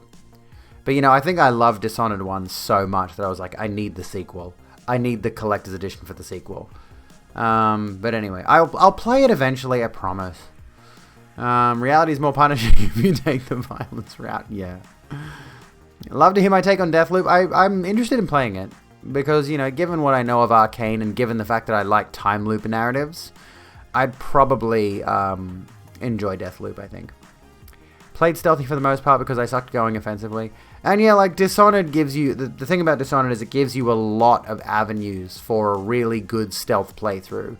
Which is one of the things that I really, really enjoy about Dishonored, is the fact that you can go in, guns blazing, swords slashing, kill the fuck out of everyone if you want to. But also, it's a game that facilitates a stealthy playthrough. Here's the thing that annoys me in particular about Skyrim, by comparison, is that Skyrim does not facilitate stealth, but offers it as an alternative playthrough style. So as a result, when you're playing through a stealth run of Skyrim, the only real option you have is just to stay at a distance and stay in the shadows and not make any noise and level up your stealth stat. It doesn't really offer you alternative routes to get around enemies, or it doesn't offer you stealthy gadgets if you want to play like non-lethal. anything like that. Skyrim just expects you to do the stealth archer route or kill the fuck out of everything. That's it, you know. And I know, two very different games. They're not the same avenue of gameplay design, world design, or anything like that. But I vastly prefer Dishonored because of the way things are laid out, at least in terms of its world structure, you know. Interested in Deathloop 2, still kill those dragons. But it seemed to hit a price point that made it hard to justify to yourself. Ooh. Well, that's not good. Let's do a bit of yo-yo. Where is my yo-yo? It's in here somewhere. Where are you, yo-yo? You're in here. Where is it? My yo-yo's not here, guys. Folks, friends. I don't know where it is. Give Dishonored that. Yeah, no bush stealth. That's a good thing. I mean, don't get me wrong, I do like Sekiro, for example, for its stealth mechanics, as well as its, just generally Sekiro is an amazing game, but, you know. Yaro, thank you for the basic 100. Basic. There we go. Here's some yo-yo. I don't know why. Is a hype train still possible? It is still possible, yeah. Missed 777777. Sekiro is bush stealth? Yeah, generally speaking. Like, it's not overly... You can still sneak around behind enemies and sneak around behind buildings and under floorboards and stuff like that, but, you know... just generally speaking, Sekiro is pretty much bush stealth, but on the plus side, it looks like moving into Elden Ring, we're probably going to have a little bit more robust stealth mechanics, which I'm keen on. Can't wait to see what From Software does with that. It seems like, based on what I've heard from, like, I think it was Vati Vidya or Lance McDonald or one of those big Souls creators, that, you know, the mechanics from Sekiro are being interwoven with the better mechanics of Bloodborne and Souls 3 especially. Like, it seems as though From Software has really come into their own with regards to their game design decisions. And I cannot wait to see what, you know, seems like the effective culmination of all of From Software's game design philosophy to this point. I am personally just like, they're my number one in terms of game companies, From Software. I cannot fault them even for the second half of Dark Souls 1. It seems like I stream a fuck ton. I try to stream 5 days a week, 4 hours a day, so Monday to Friday, but this week I've missed Tuesday because I got my vaccine. But generally speaking, ideally, my schedule is supposed to be 5 days a week, but, you know. You like the shirt? You like my samurai shirt? So, which is... Oh, Mark of the Ninja's great. I don't think I finished that one, but that's a really good one, yeah. My schedule is supposed to be 20 hours a week, basically, which would technically class me as part-time, but I do put in a fair bit of work outside of the stream as well, doing social media stuff, doing YouTube stuff, and all of that, so I consider myself to be relatively close to a professional content creator, given I do make money off this. But yeah, recently I did take a fairly significant break off. I haven't had a consistent month of streams since late June and early July was the last time I had 4 straight weeks of not taking a break. Fuck. My schedule's been a mess, holy shit. But yeah, I did actually have my first COVID shot on Tuesday, yeah. What do I think about the French submarines contract that have been cancelled by the Australians? Would like the opinion. I haven't heard of this, actually. Yeah, I did straight weeks. Ew. I have not heard of that, actually, yeah. Deserve to be able to take breaks when I need. I do, but I mean, it's also bad work ethic, I suppose. If I really want to grow this channel, if I really want this to be a successful thing, I need to be able to stream consistently. Australia is only rolling the first... No. We've been... No, I'm not the first in Australia. I got my first COVID shot. Best friend is an Aussie. She was just finally able to get her first one. The COVID rollout in Australia has been really bad. So a number of people here in Australia... Like, recently only, like, certain people in certain positions in society were able to get their COVID shots. Like there was a priority for essential workers, healthcare workers, people who were like in aged care, people who were carers for. Hey, anonymous gift. Thank you for gifting a sub to Slater and Zarunai. Thank you so much. And now we're just sort of catching up. And now the vaccine is available to most people. I think, yeah, like elderly people, certain disabled people, certain chronically ill people. And yes, a hype train is close, by the way. If we have one more person who is not Yarrow or our anonymous gift that does something, we can start another hype train. But yeah, there was a Zara, there we go. Another round on you. I guess I should get this going with the bits I have left over. More hype train. Holy crap. I shouldn't be encouraging your feckless spending, you bastards. Thank you so kindly, by the way, folks. Thank you, Zara, for the 163. Let's get the flashy lights going. Thank you for the hugs, Clara. I appreciate it. I need nice warm hugs right now because I'm like freezing my tits off because it's cold here. Here we go. Let's put the lights on. Here we go. There we are. Pretty lights. Terminally ill and not vaxxed. There are reasons not anti-vax at all. You would hug me, you can hug me. There we go. We got pretty flashy lights now. We got flashy lights. I do need to set it up so that I've got, flashy lights going for other reasons. Or like I need to get better flashy lights that connect to my PC, which I can then code to hook up to the stream, and like if a hype train happens, we could have this kind of thing going. That'd be cool. Anyway. Gotta go to class. See you later, Clara. Have a good one. Yeah, we've got a hype train going if you folks want to try to get some more emotes. Throw bits and subs at me now if you want. Exclamation mark hug chat. I need to set up a hug command with my chatbot. That is a thing. I will appreciate all the hugs. Thank you, folks. I can't remember what the vax restrictions were until recently, but basically only certain people. Oh my, okay. Thank you for your enormous contribution to the Rogue Room. You most excellent friend. Yarrow, fuck. Didn't you just do this? I swear you just did 20 gifted subs either last night or the night before. Fuck. Fucking great.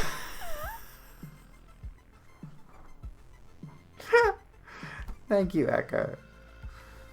Thanks, pal. I'll take it. Yeah, something like what Laura Blake had. Yeah, pretty much. Fucking Christ. I got the spider emote. I've got the spider emote.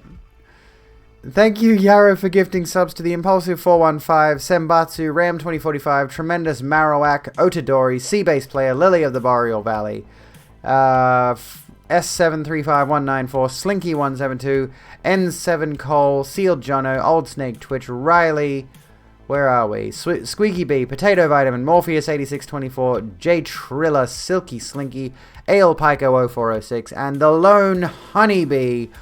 Holy goodness gracious me, that's a lot of subs. You kind of ruined the hype train. No, you didn't. You blew it out of the fucking water.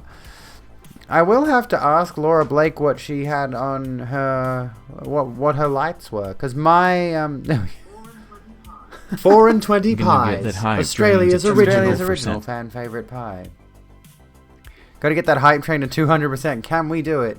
But yeah, now we got a hype creep. We got hype creep. Heck yes, we got a spider emote. I am so overwhelmingly over the moon over that. Can we get it to 200%? That'd be fucking based. Oh, thank you so much for all the... Yeah, it's a Vess emote. That's our Vess emote. Thank you so much. Fuck. It's overwhelming. What do I do? Oh, goodness me. Goodness me. Oh, excuse me. This is weird. In my stream dashboard, I can bring a little arrow down on the hype train banner that shows me things. Oh, never mind. It is on my big chat thing. It's all good. It's all good. Do subs get bong water? Yeah, why not? You can drink my bong water if you want. Not that I've ever smoked a bong in my life, but I'll say I have just for the just so you think I'm cool. Even though I'm just a chronic alcoholic, realistically.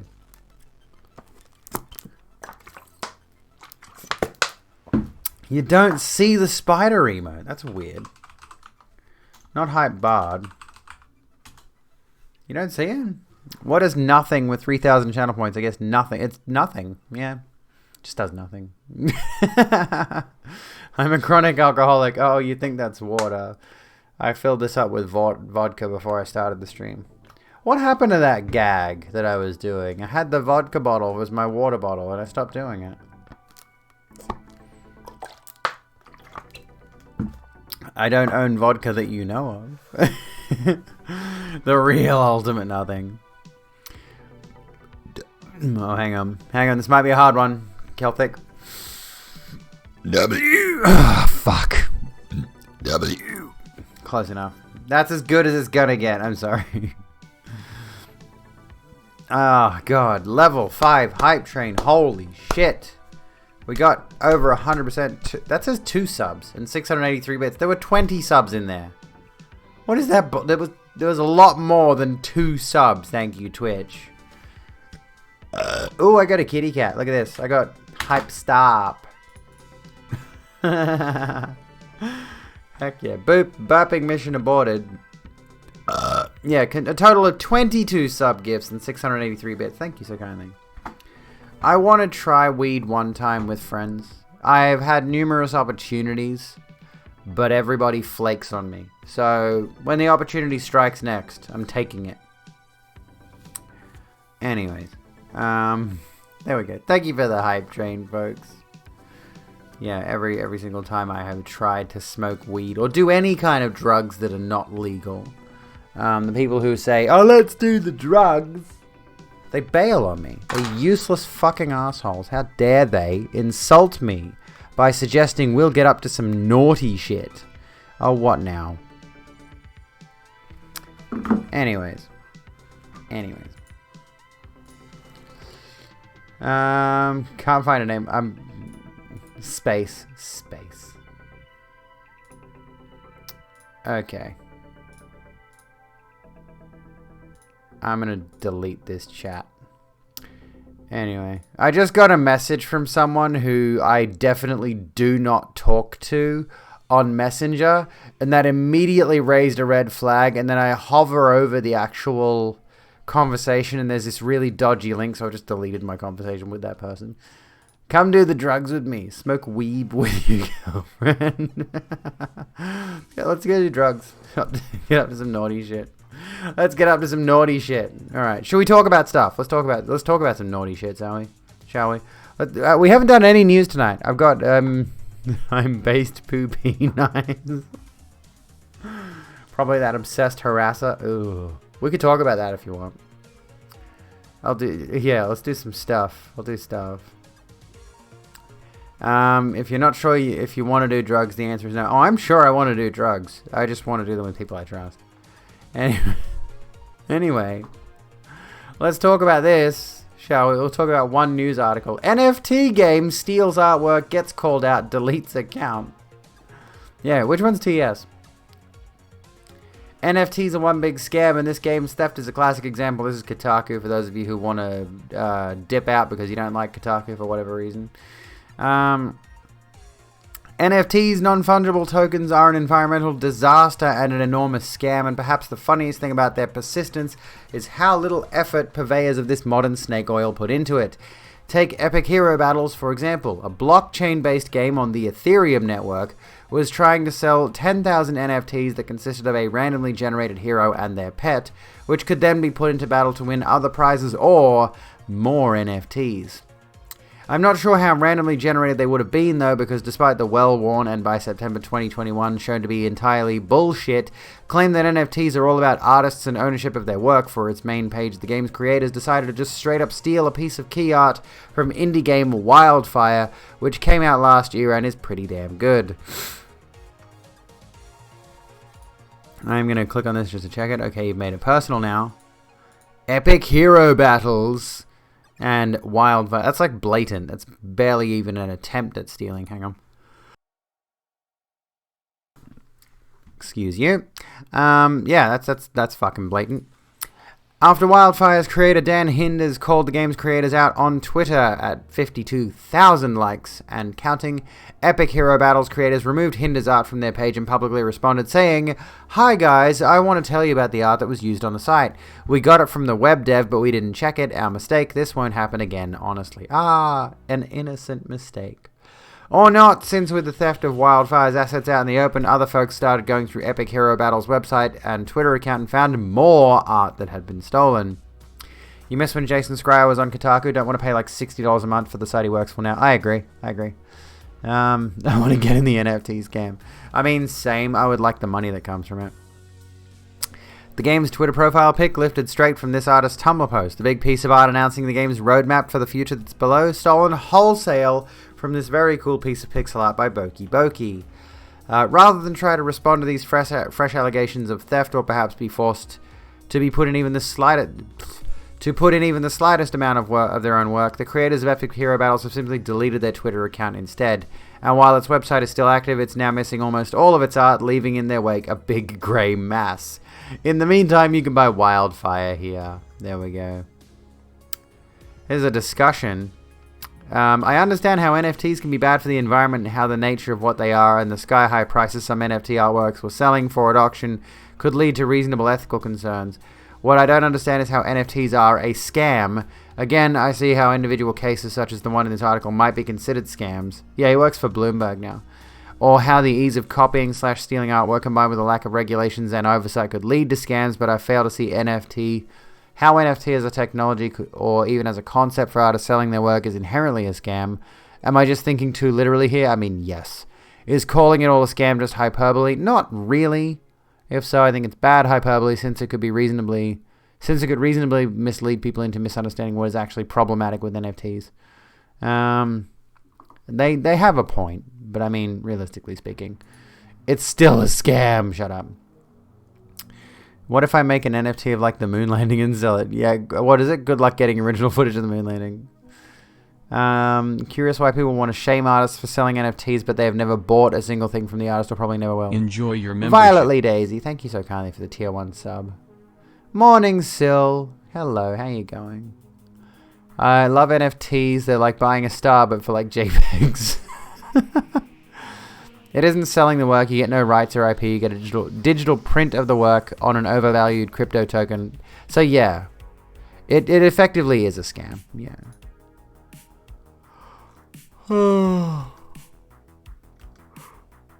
Anyway, I'm going to look at Wildfire on Steam and maybe like on other websites. I mean, yeah, true. Technically speaking, you don't need footage of the moon landing. You just need to somehow sell it as an NFT. Which it's clear you can do. So what is Wildfire? It was erased accidentally. Oh, yeah, true. Master the elements in this stealth game where everything burns. Use your elemental powers to start fires, freeze water, and move earth as you outsmart superstitious enemies in this mischievous 2D stealth game. This is the game that the NFT stole its artwork from. Looks pretty cute. I'm quite fond of it. Might give it a look. You don't even have to prove ownership over whatever you're trying to sell as an NFT. Yep. Doesn't seem like a very good business model, does it? Don't like the concept of NFTs, but if it helps artists trying to operate in this shit system and not starve, I mean, there's a fair point.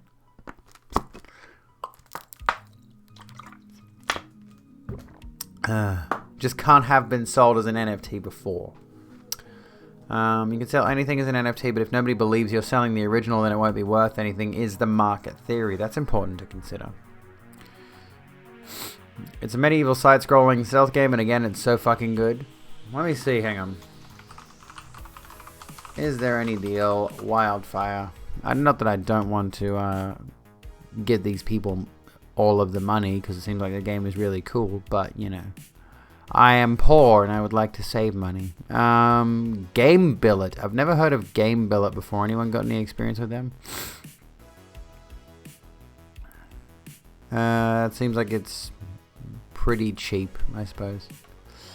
Game Billet is fine. Well, that's good. That's good. Helps pretty well. Yeah, I mean, that's the thing. Is like, here's pretty... It helps pretty wealthy artists at best, which doesn't shock me. It seems as though that would be the case.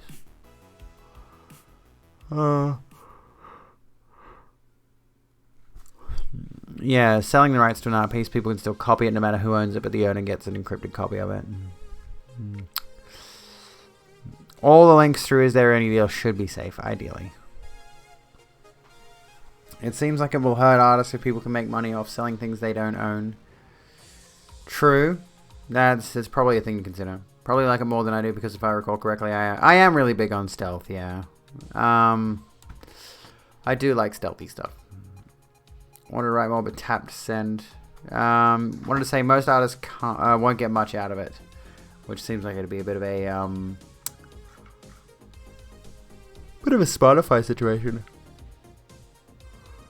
Oh fuck! Sorry, I'm tired. Holy shit! I might have to call it early. I'm pretty fucking tired, and I can tell. That was the only news article I actually had available to me at the moment. I didn't save any other. I should have, but I didn't. But I haven't had time to plan out today's stream properly, so there are a few other stories, but I don't know if I've got the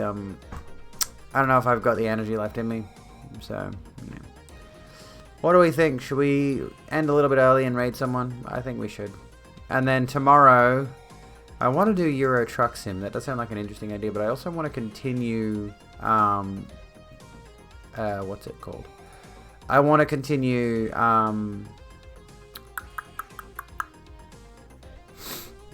what's the game called? Outer Wilds. I want to continue that. If you die, then go sleep with me. No, seriously, I want to cuddle with someone. Aww.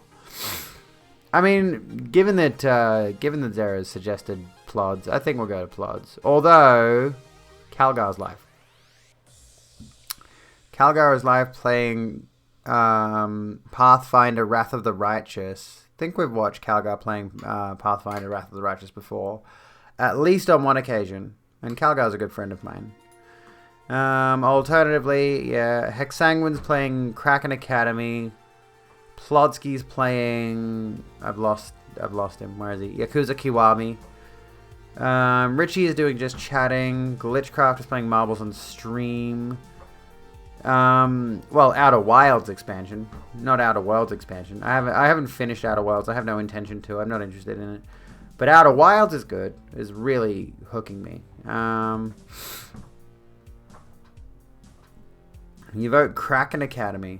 I